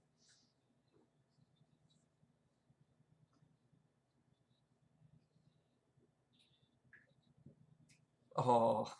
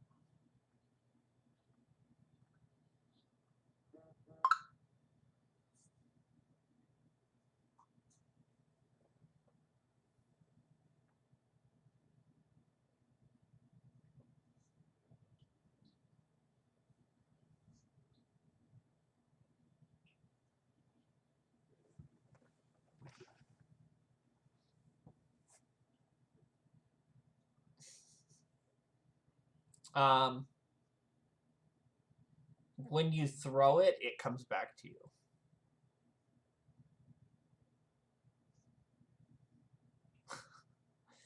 Um no, it will not consciously drag behind you.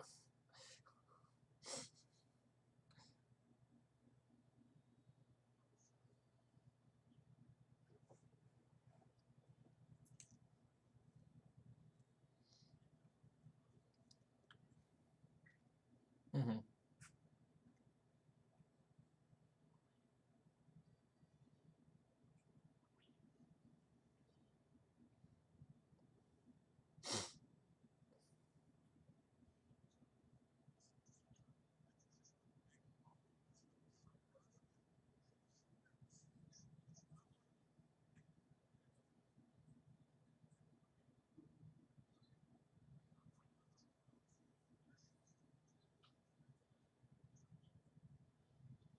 Yep.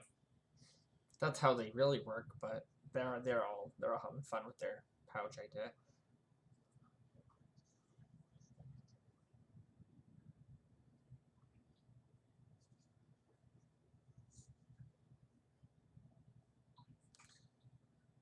Okay, so yeah, yes, you guys all gather at the table in the morning.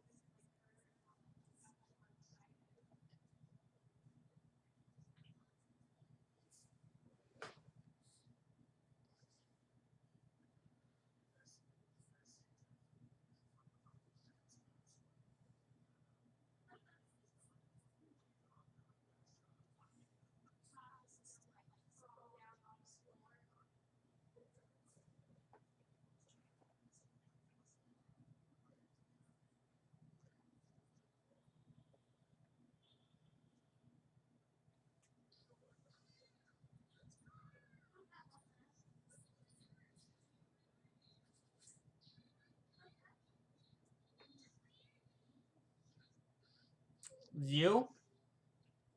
You're feeling very, very drained still. You would.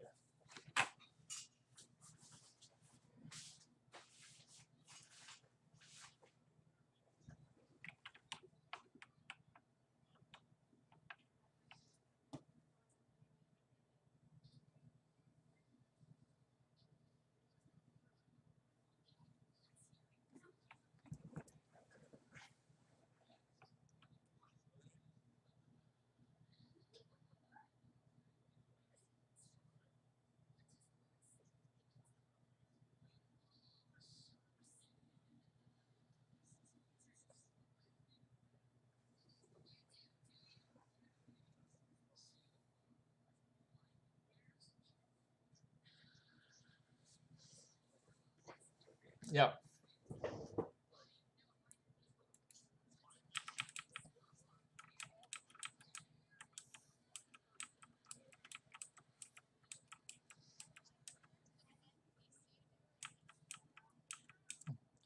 Um, Desmond will see that you've all woken up, and he'll actually come over and is like, "Is now a good time to talk?" Or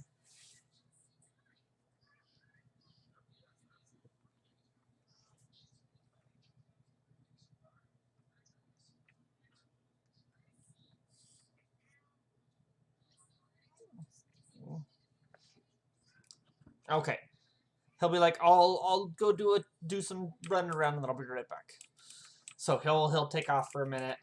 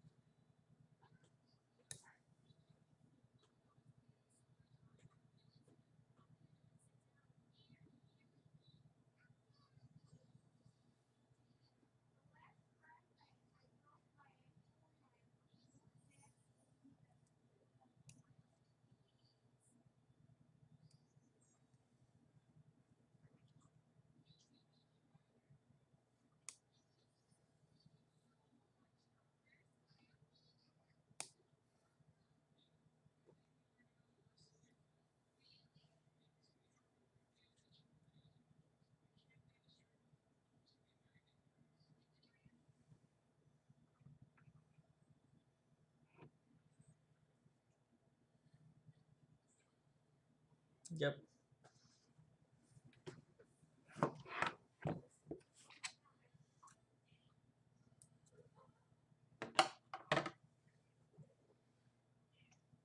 Okay.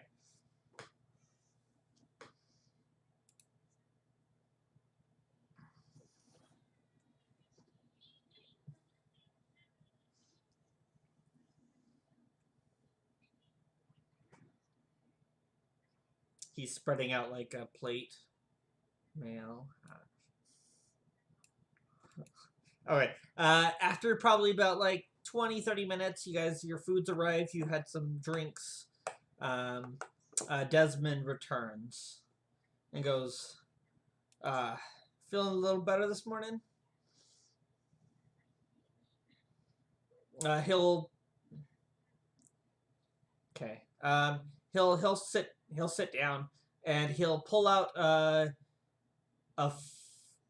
uh basically kind of like it's like a clipboard almost, kind of like folder, and he'll start like laying things out and be like, um so I've been going over the expenses and getting things ready for the grand opening of the Tipsy Tankard.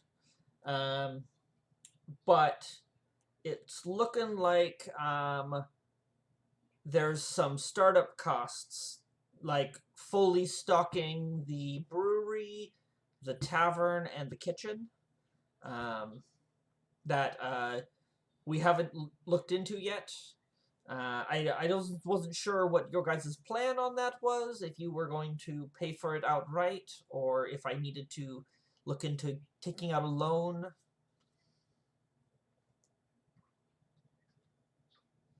Uh, Based on the calculations, talking to everyone and what they need secured, we're looking about 2,895 gold.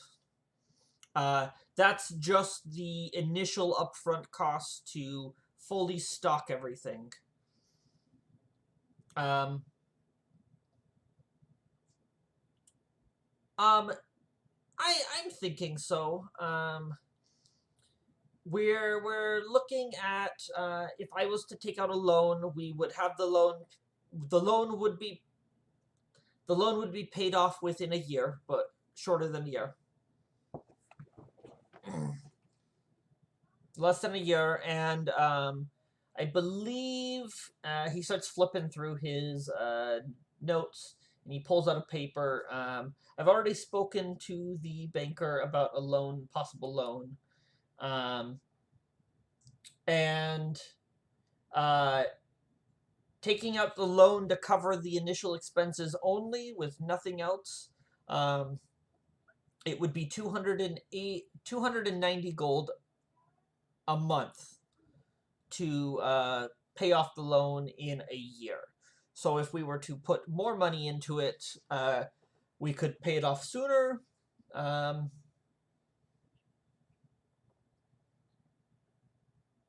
Or we could.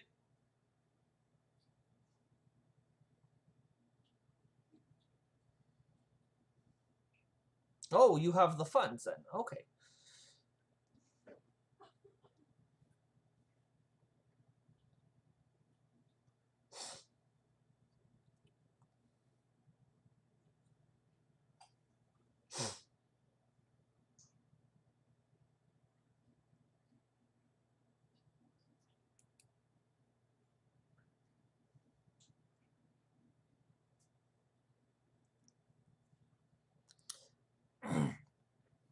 Um,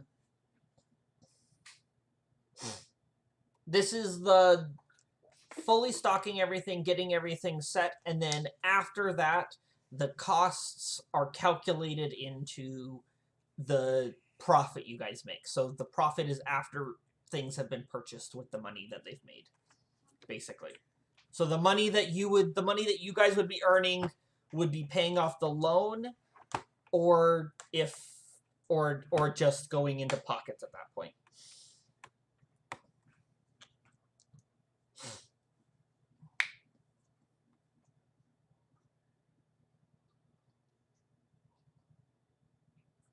Okay.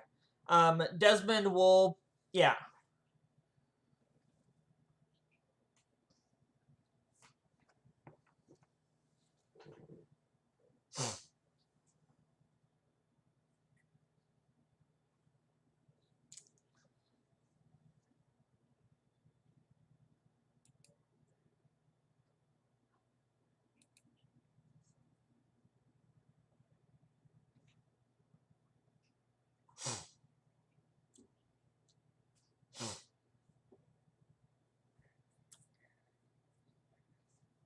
Okay.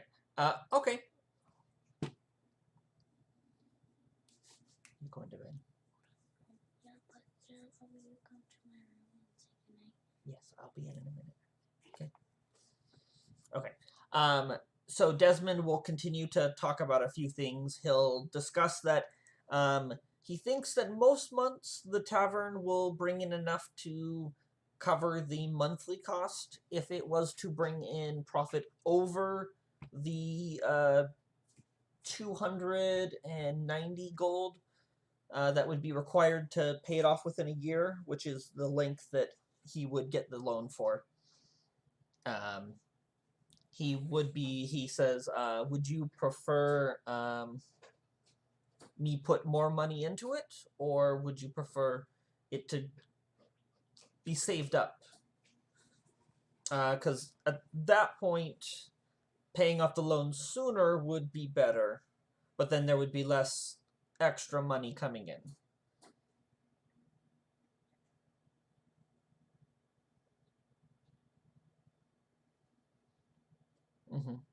Because I have opened up an account, a vault for the tavern already. There's no money currently in it. And I discussed the loan with the banker.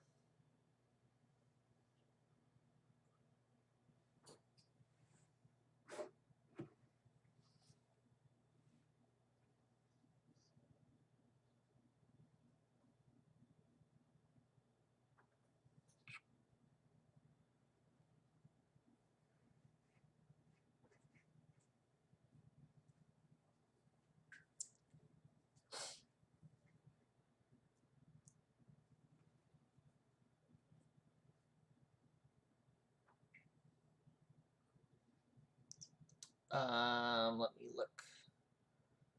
Strongholds. You are looking for the battle ring. 2,500, yes.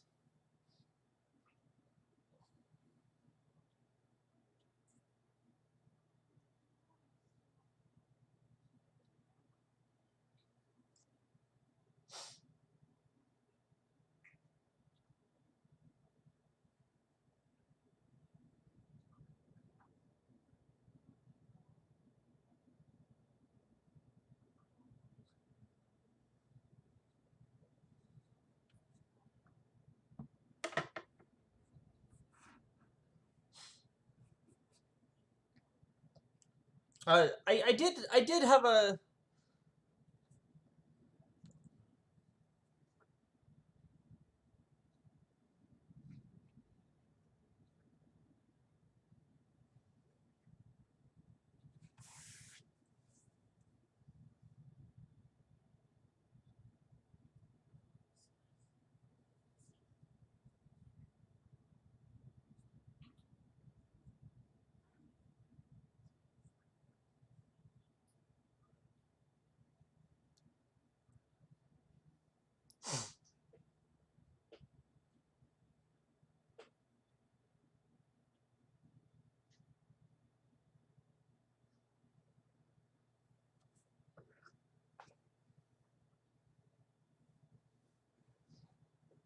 Okay, so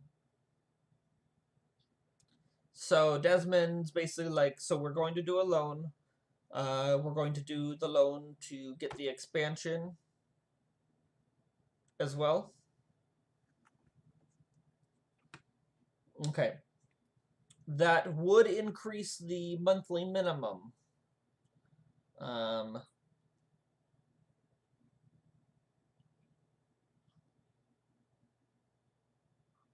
it would bring in some extra income.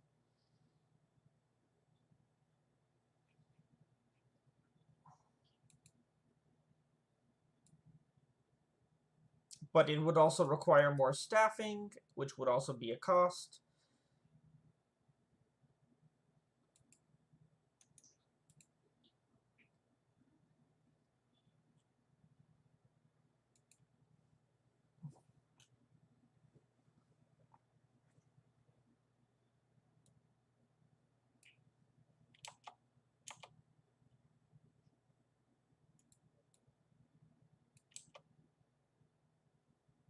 You ha-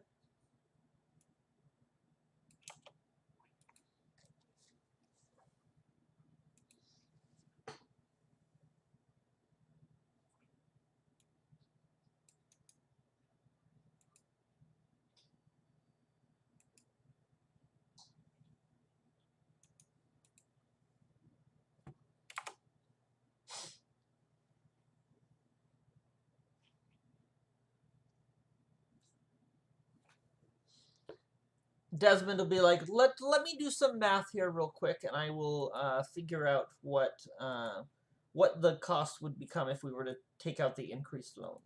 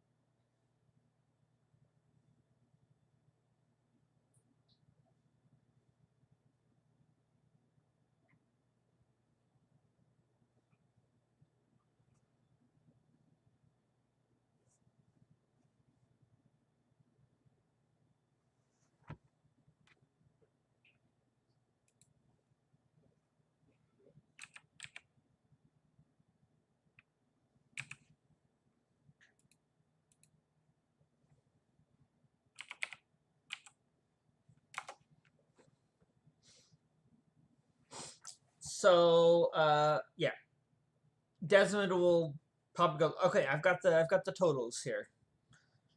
So if we were to increase the loan by the 2,500 and do the year-long plan, the loan, the monthly cost to pay off in a year would be 562 gold a month.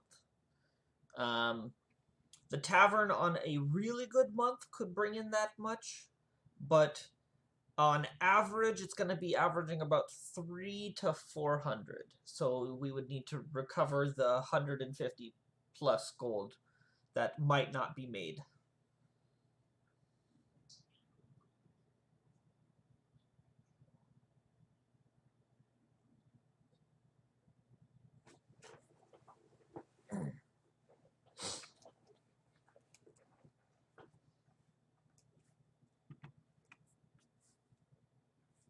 It that the tavern income would average.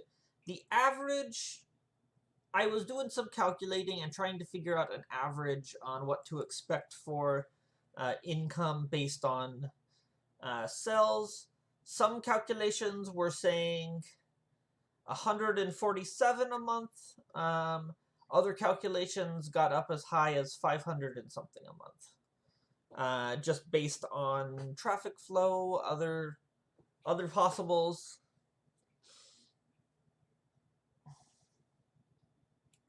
So there's always a fluctuation in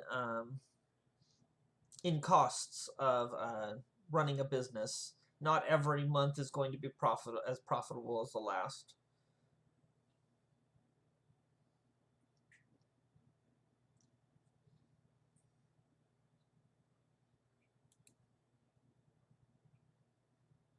This is the income. This is the income from this entire structure. The entire structure plus paying the current staff. So after paying the current staff and the income made beyond the upkeep.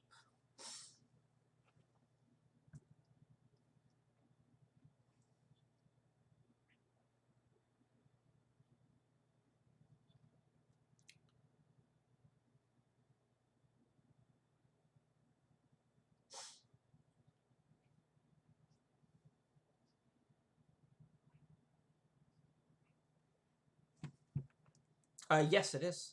You already picked it up, I thought.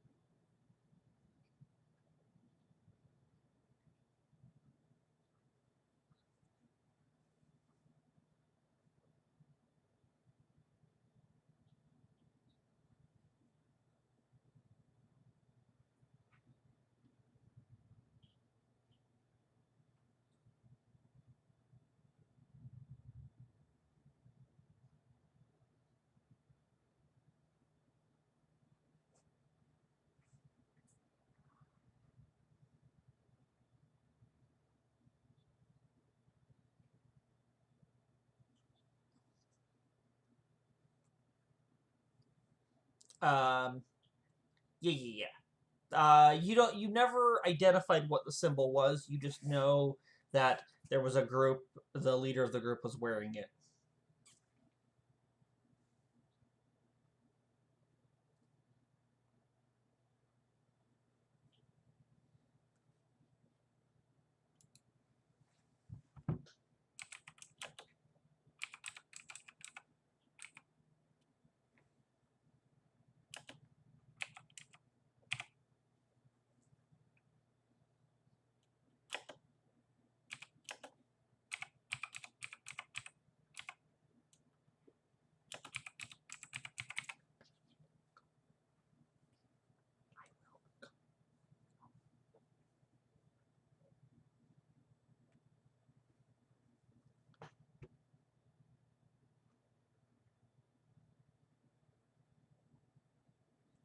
The Lunaria, the continent of Lunaria in the Ruby Kingdom.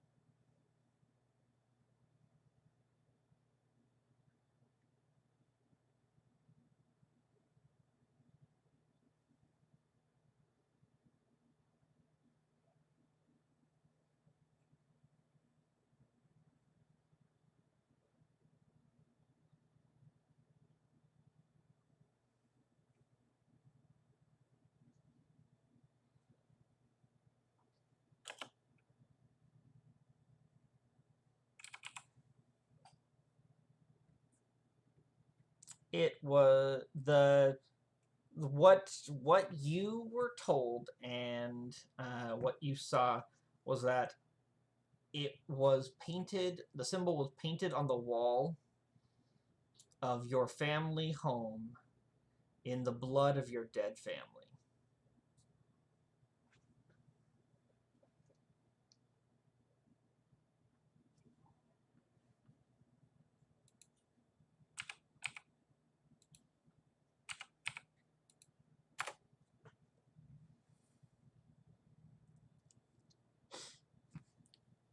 So Desmond did some math in the strongholds chart, and that's the maximum income the tavern can bring in and the minimum income it can bring in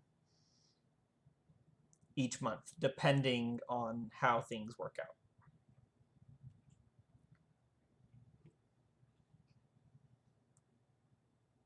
Yep.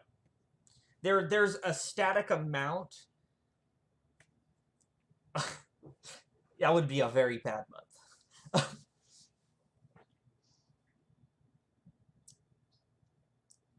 Yes. So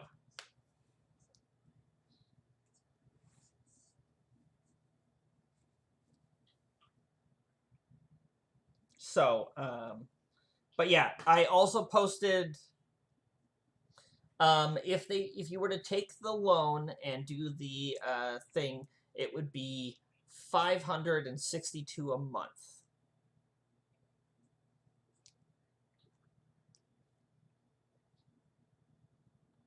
No. This max income calculates the expenses already paid.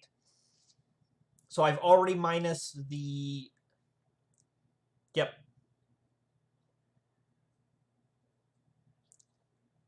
Yep. Yep. So you're, no matter how bad the tavern does, you're gonna have a little bit of income come in every month, no matter what. You're not bleeding money with the tavern.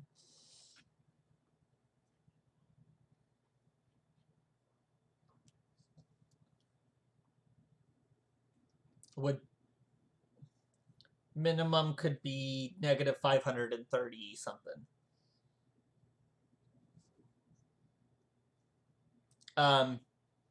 But if you were to just take the loan for just the startup costs, it's 290 a month, basically. So, okay. You could still lose money on that and have to pay out of pocket. But if you have money going into the bank that Desmond has set up, you could cover odd balances as long as you kept a balance in the bank. Basically.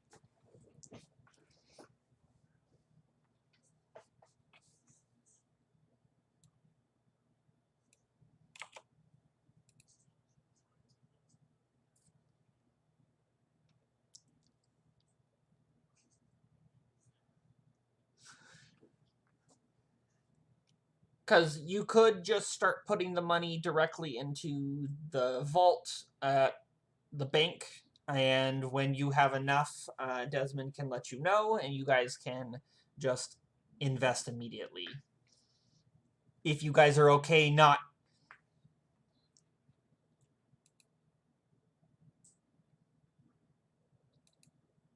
So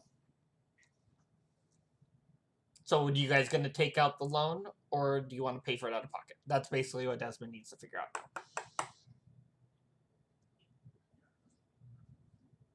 Okay. Cool.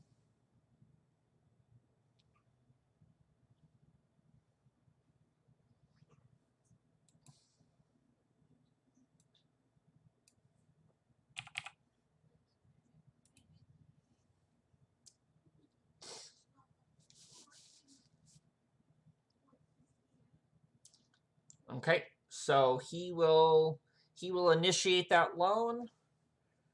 He'll initiate that loan, pay off all the debts that have been incurred from shipping and ordering of goods. And then he will head off and go deal with that. I am going to go step away for a sec.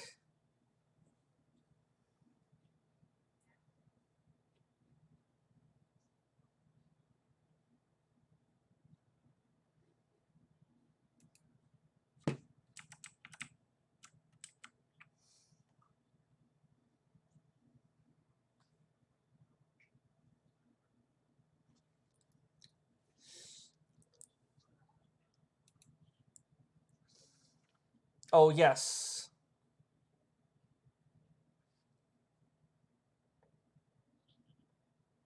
It's got to be someone who can cast a necromancy spell.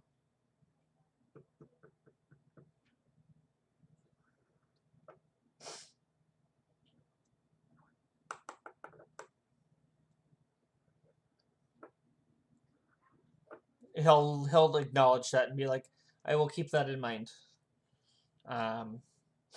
Let me look at prices of. Let me look into prices and see what it would cost, and I will let you know. And I will see about if you guys can afford to put the starting money for that in the bank if need be, and then after it can be returned if not needed. Because we're what? It's the 18th. We're 10 days from the new moon.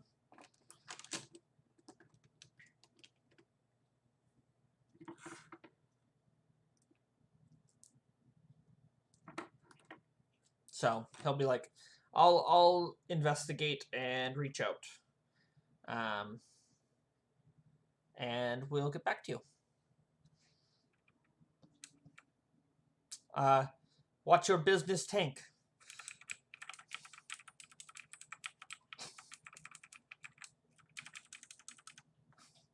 Okay.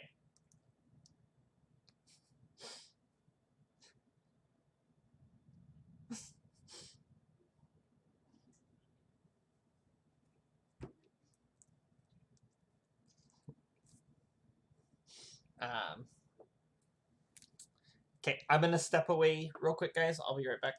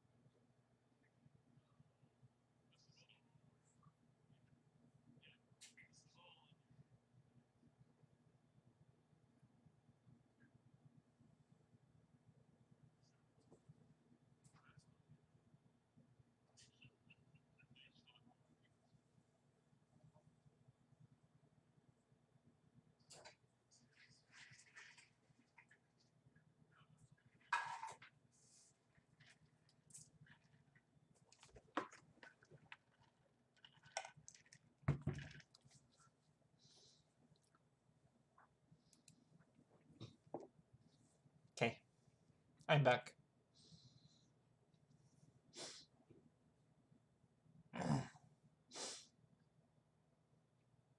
Yeah. No, Mando was in Gavin's room under the desk.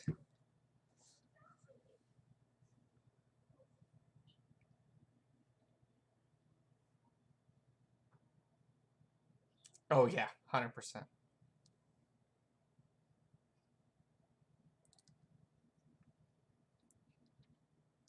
He's a bounty hunter,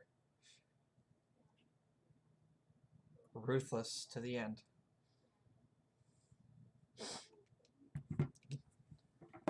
He can take you in cold, or he can take you in warm.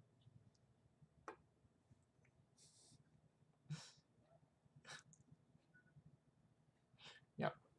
Okay, so yeah, so the loan is being taken out. It is. I just need to make note that it is happening. He's arranging for it to happen. Then.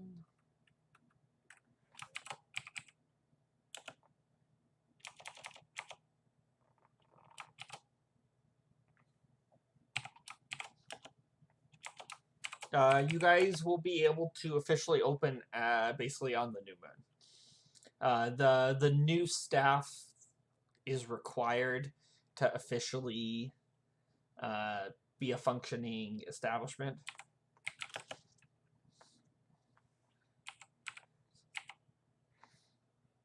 So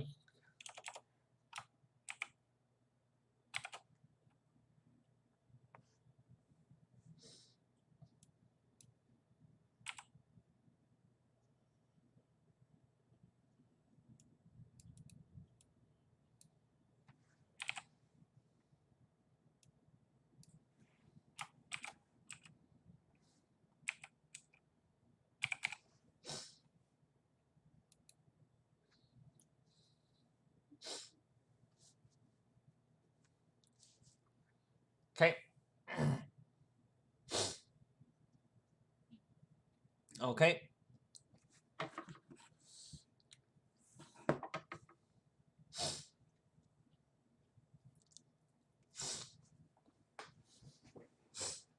Okay. I have put your guys' loan in on the loans. On in the bank tab. Player banks bank tab. So your guys' loan is there, and the bank, the vault for the tavern is also in there as well.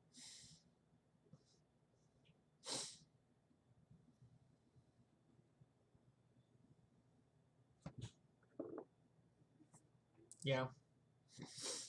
You could go gambling if you want. I do have that. Yeah. No.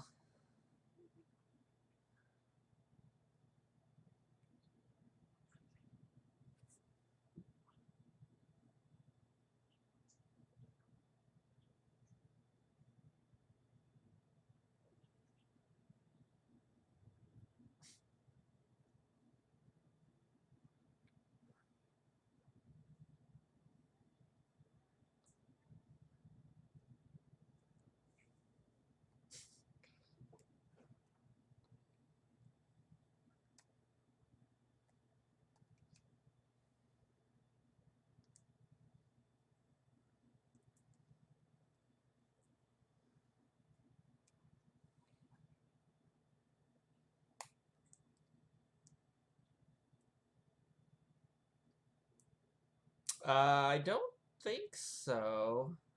Um you've only had that other stuff happen.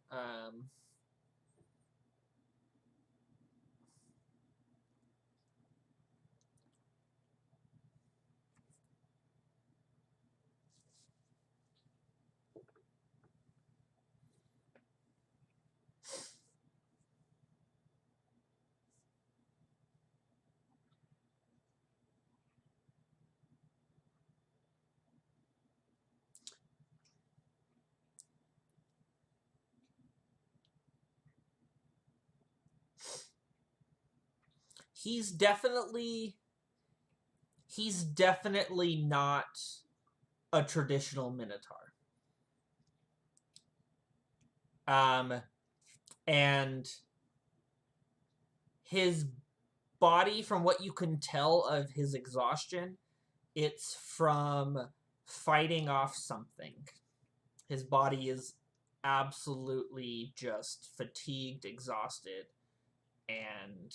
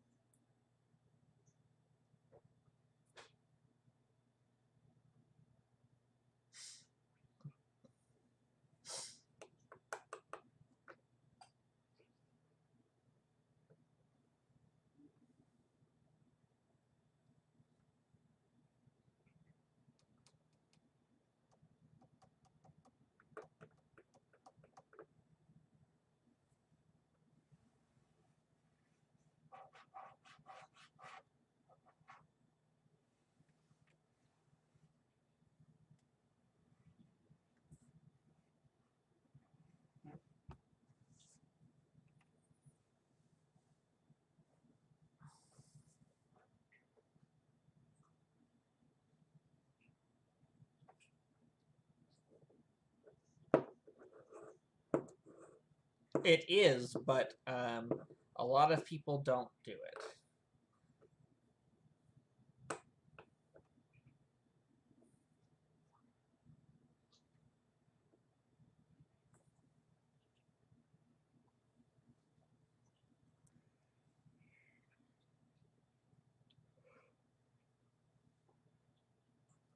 Ugh.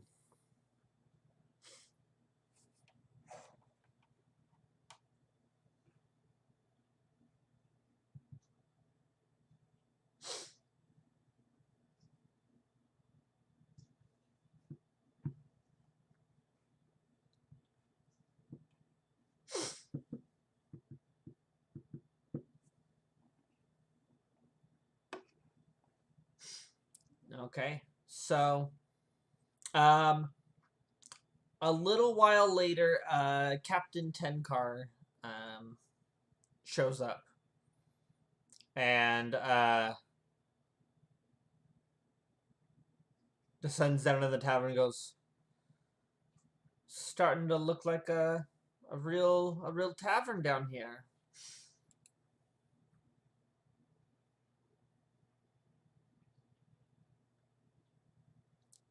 Oh, that's pretty cool. Uh, oh, of course. I'll pass it along all the guardsmen. They'll all love to have a new place to drink.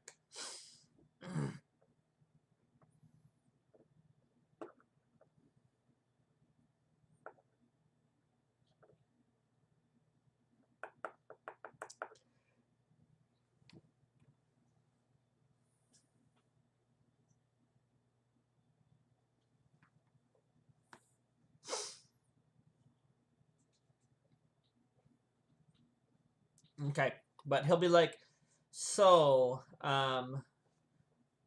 you said that the catacombs were secure. Um, but what exactly was down there? You said that there was some stuff you needed to. There was a lot to unpack.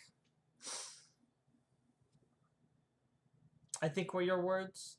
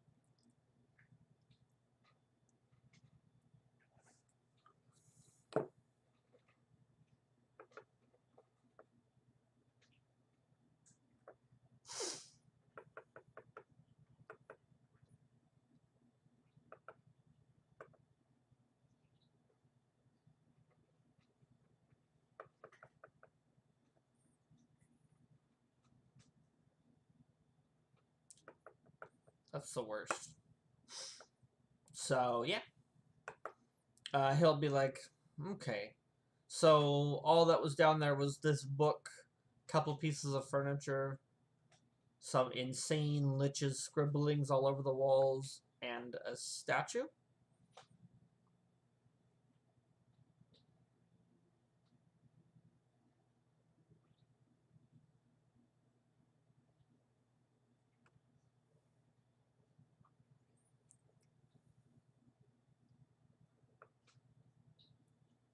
And you said it was a distant relative of yours, uh, Thorgrim?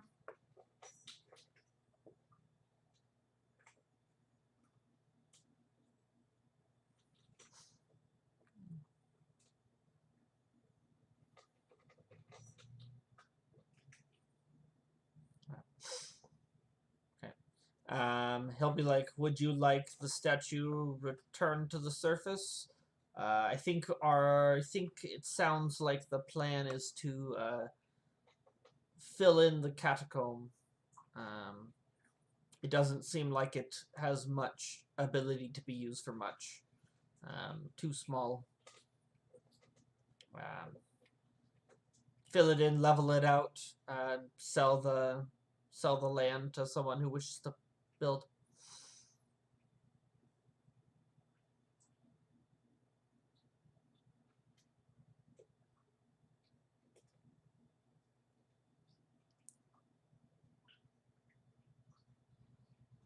Of course. That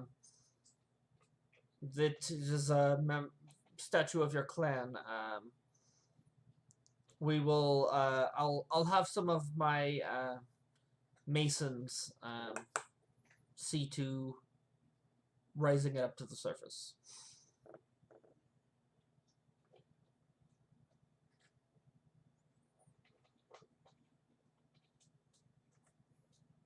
Oh, of course.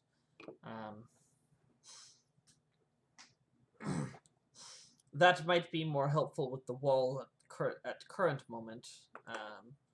We're still trying to figure it out.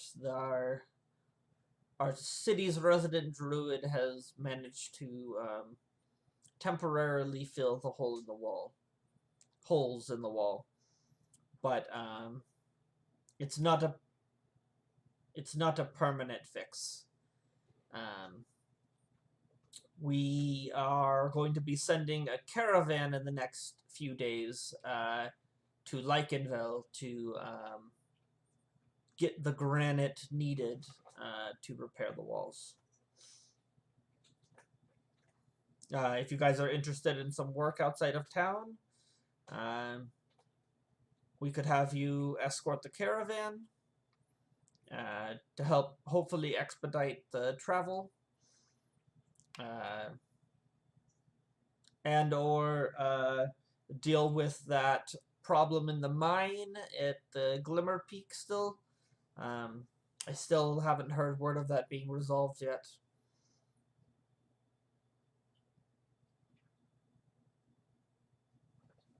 I think you guys had taken the job, and then your traveling companion, I believe, fell to his death, right?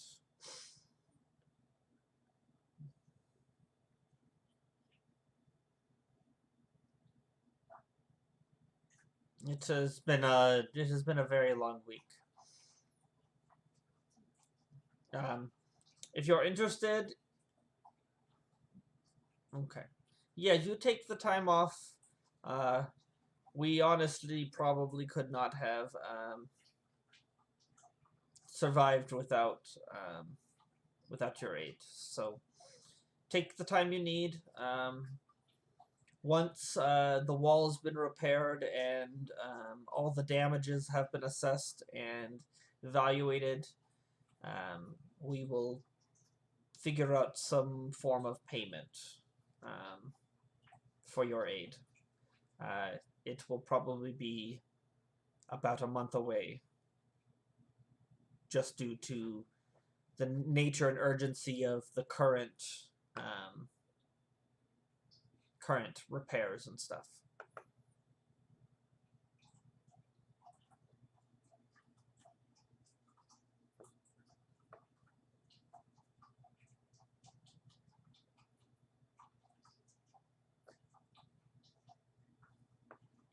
Gold.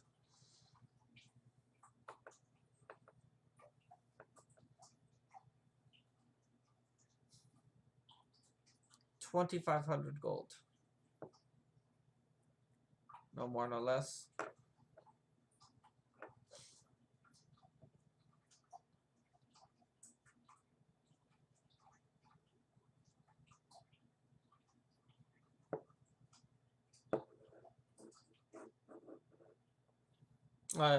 And yeah, then Brutus, how about you? Are you planning to stay in town for a while?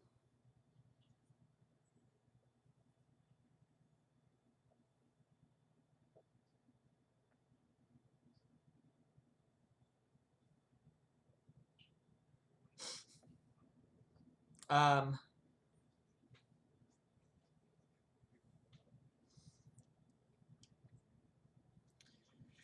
that was yes. 3 days ago, it was a normal day. Then we were under siege, being fully assaulted by a cult of Earth. About a third of the guard squad has been killed. So we're low on manpower. Lots of damages.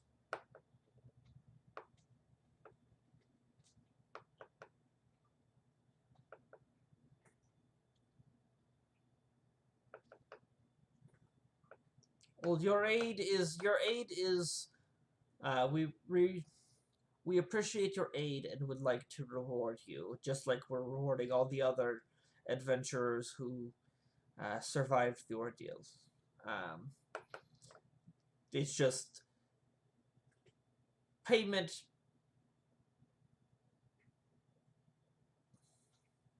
Okay. He'll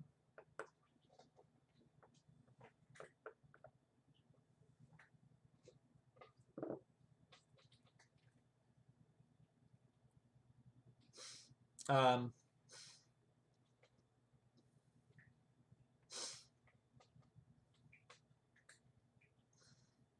he'll nod, be like,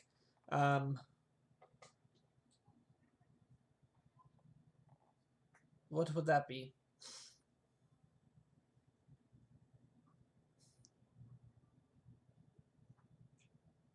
He'll chuckle and be like, that I can do.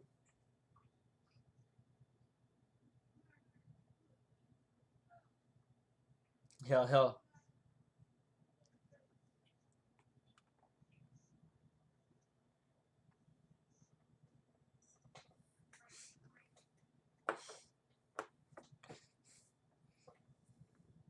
uh,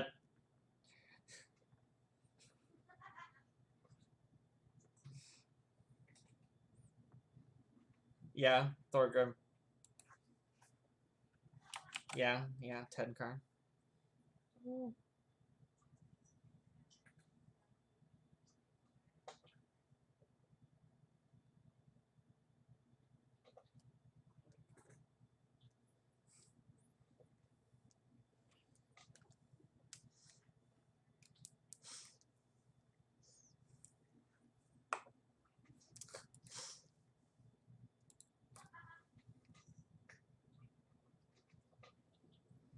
Okay. Yeah, so basically he'll chat for a little bit longer about stuff, and then he'll be like, we really do appreciate the help. And he'll give a salute and then be on his way.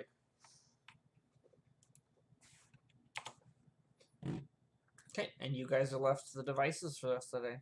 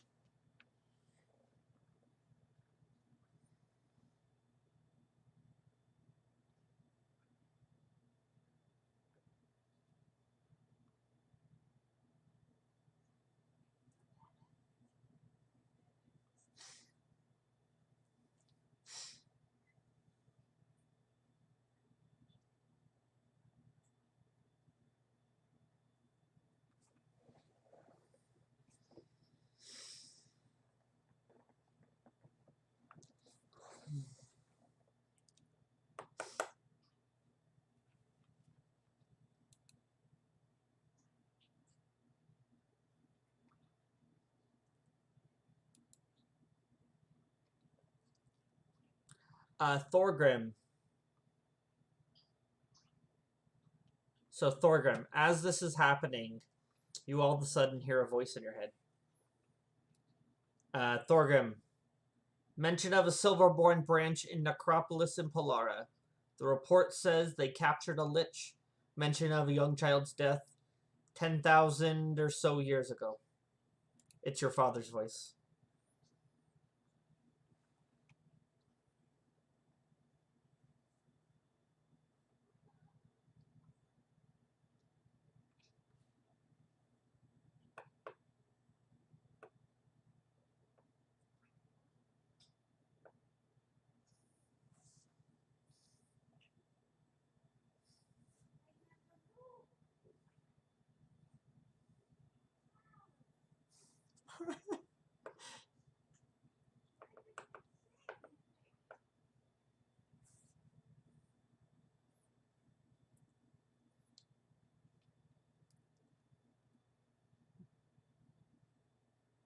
Zones out for a sec.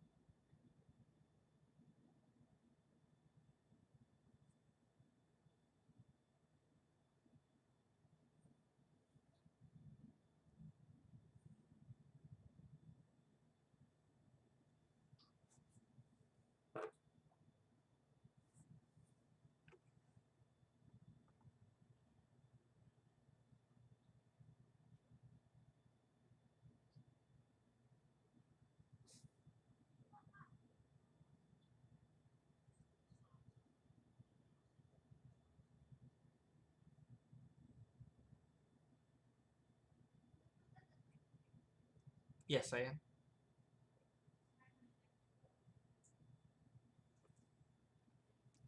am. No. You had shown up and you had heard from the city guard that your brother's family had been murdered and that he hopped on a wagon after the funeral and left. Your other brother had disappeared before that, just on his own.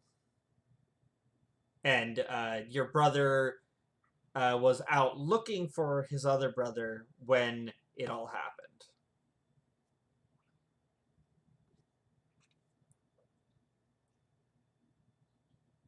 Yes.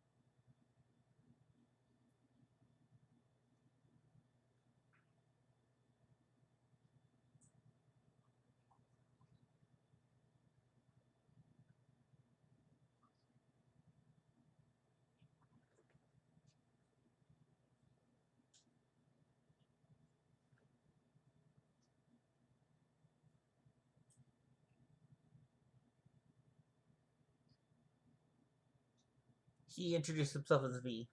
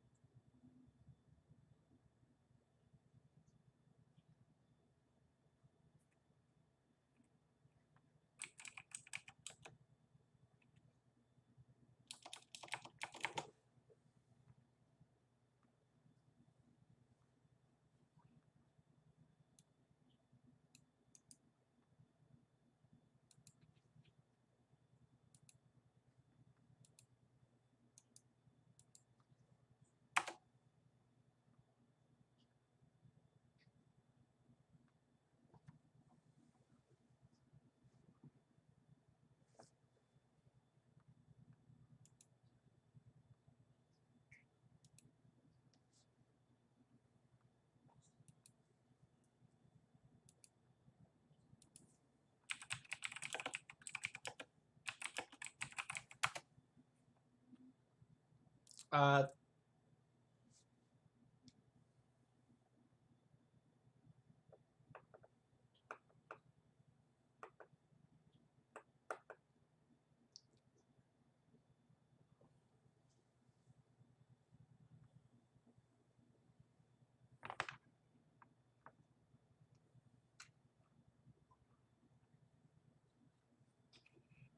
Gregorio. Yep. Yeah, he basically just as few words as possible.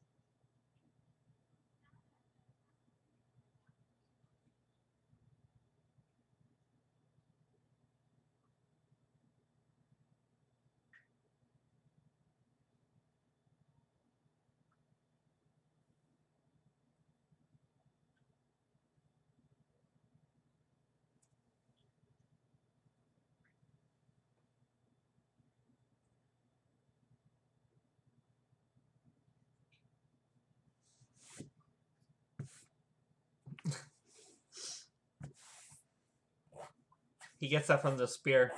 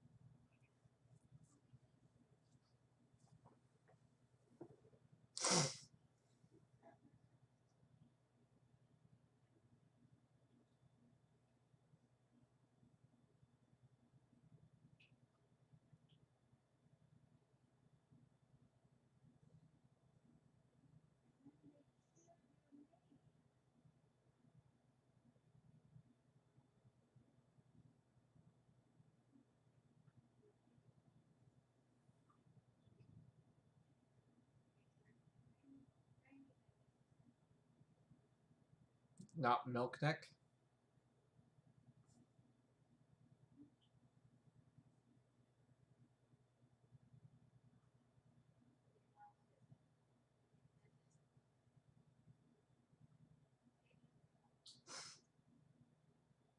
Uh,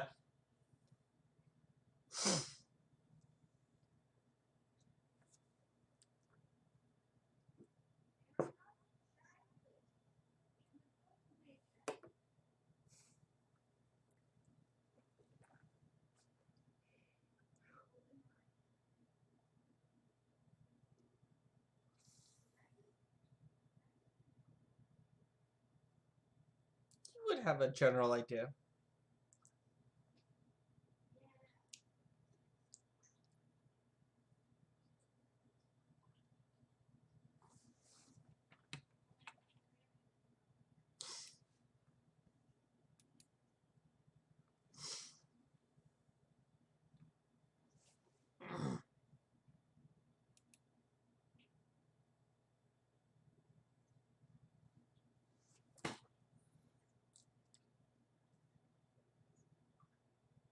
Um,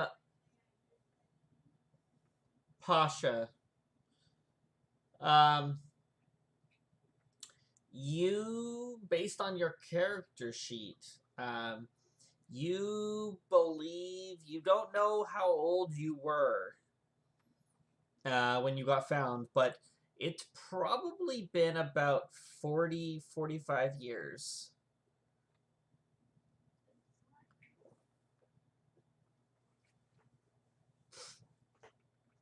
Yeah, they live. Yeah, I think so. So,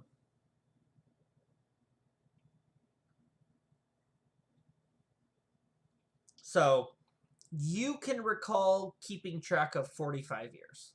You don't know how much time passed before.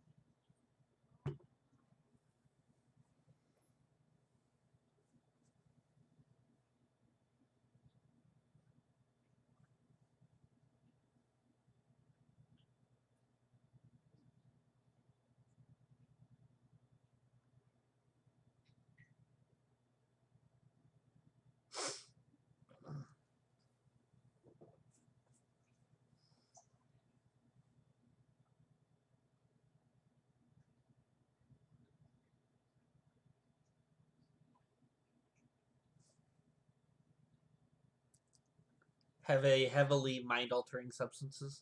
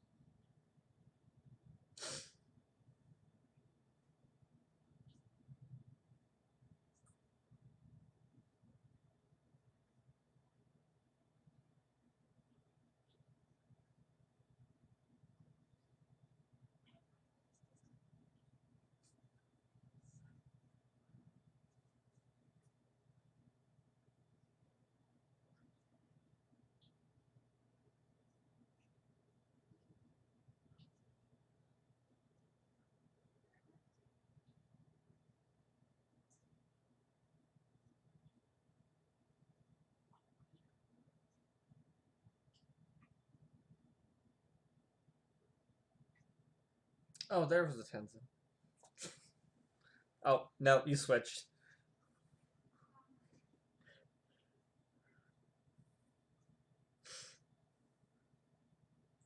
Yep, that was Tenzin there.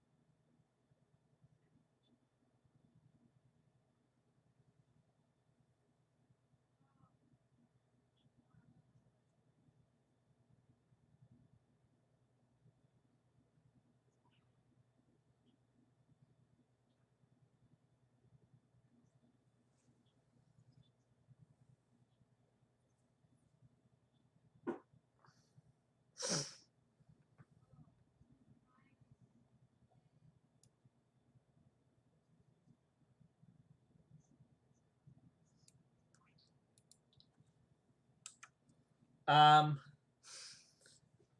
Desmond returns a little while later. He goes, I don't know how you guys are feeling, but there's been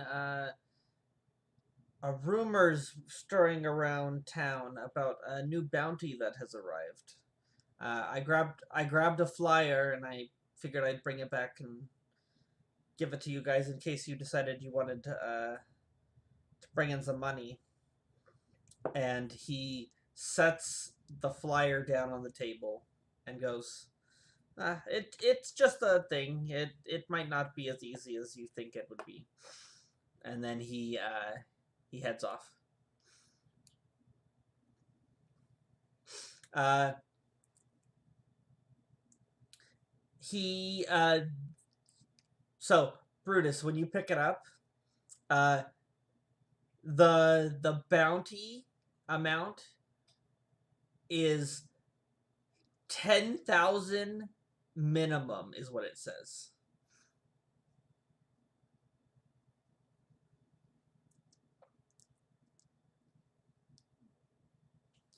Um, you see on the thing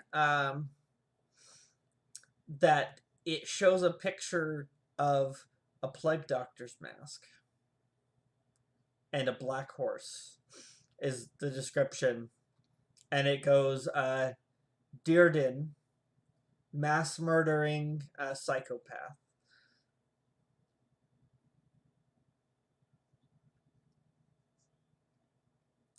It does not, but it says bounty can be redeemed uh, at any Eidenville governments and or the uh, Order of the Sun in Ardios.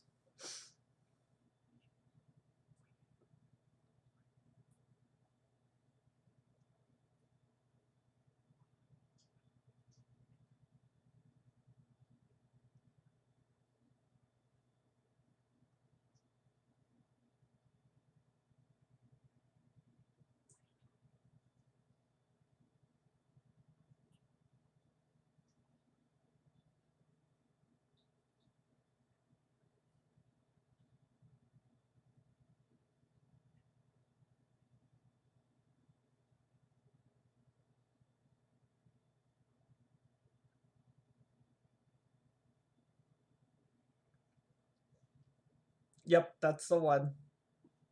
Yep.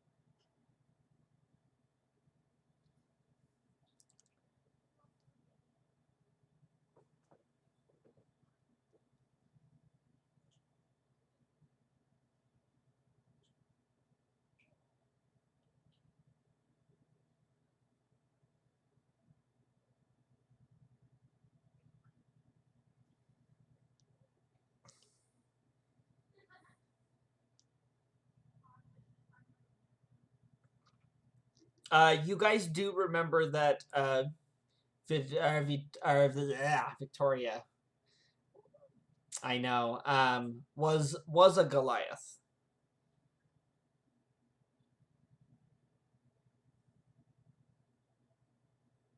I don't know. I don't know how much.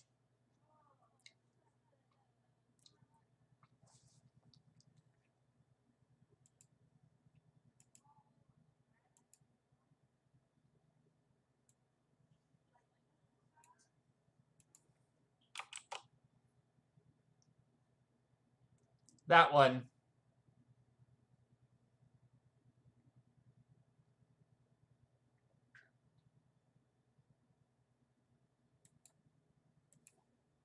She's Goliath.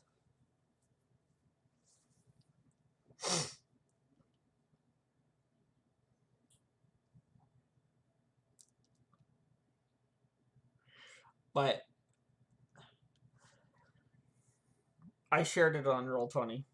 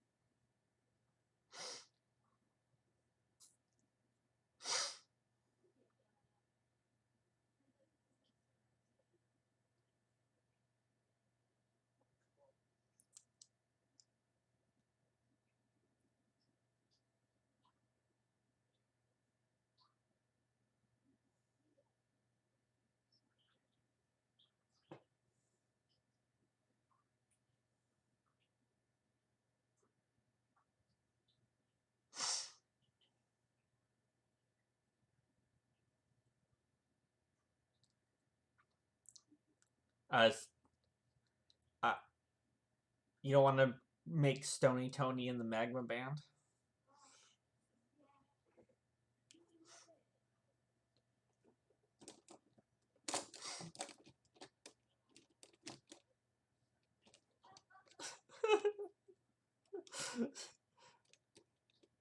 uh, Something like that.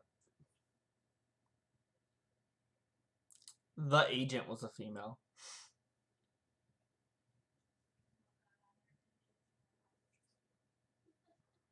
Yeah.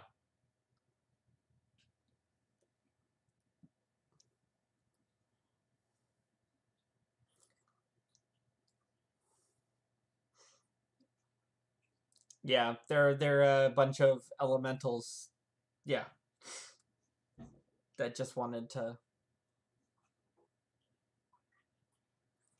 So, but yes, it is getting pretty late, guys.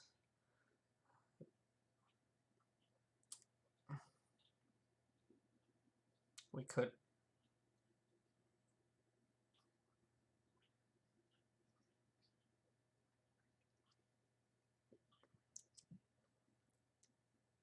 Honestly, you guys did mention that you need a couple days, so we've got a couple days of downtime. And you did mention that possibly completing the Glimmer Peak job with the mine.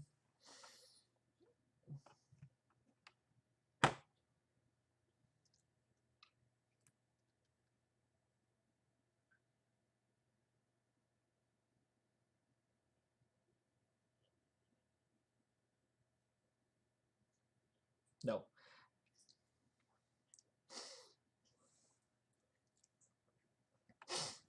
Um, in fine print underneath, it says responsible for the deaths of over 100 people.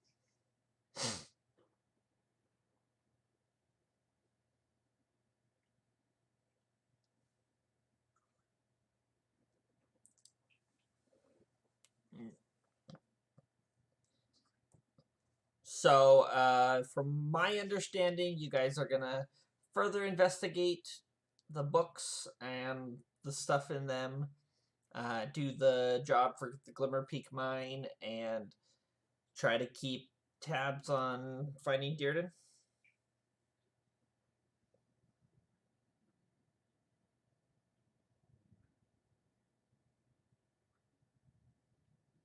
That's if that's what they actually pay.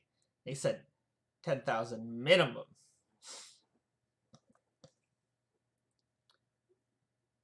I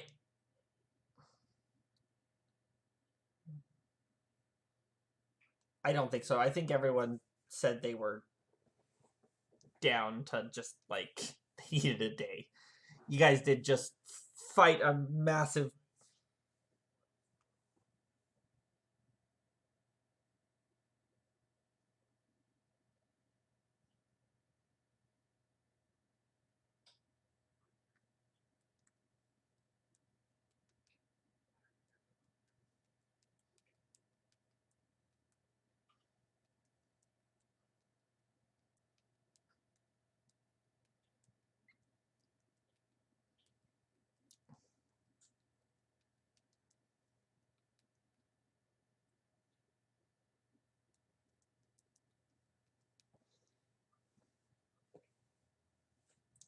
Yeah, there was so much. There was a lot of combat, so it was really hard. Yeah, and we needed to get chance to actually like get Brutus introduced and integrated, and this was a good night for that. I think.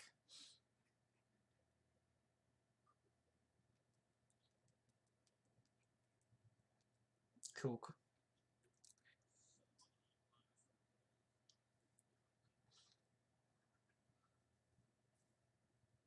But I'm going to end the recording now. Um, have a good night, YouTube. Thanks for watching.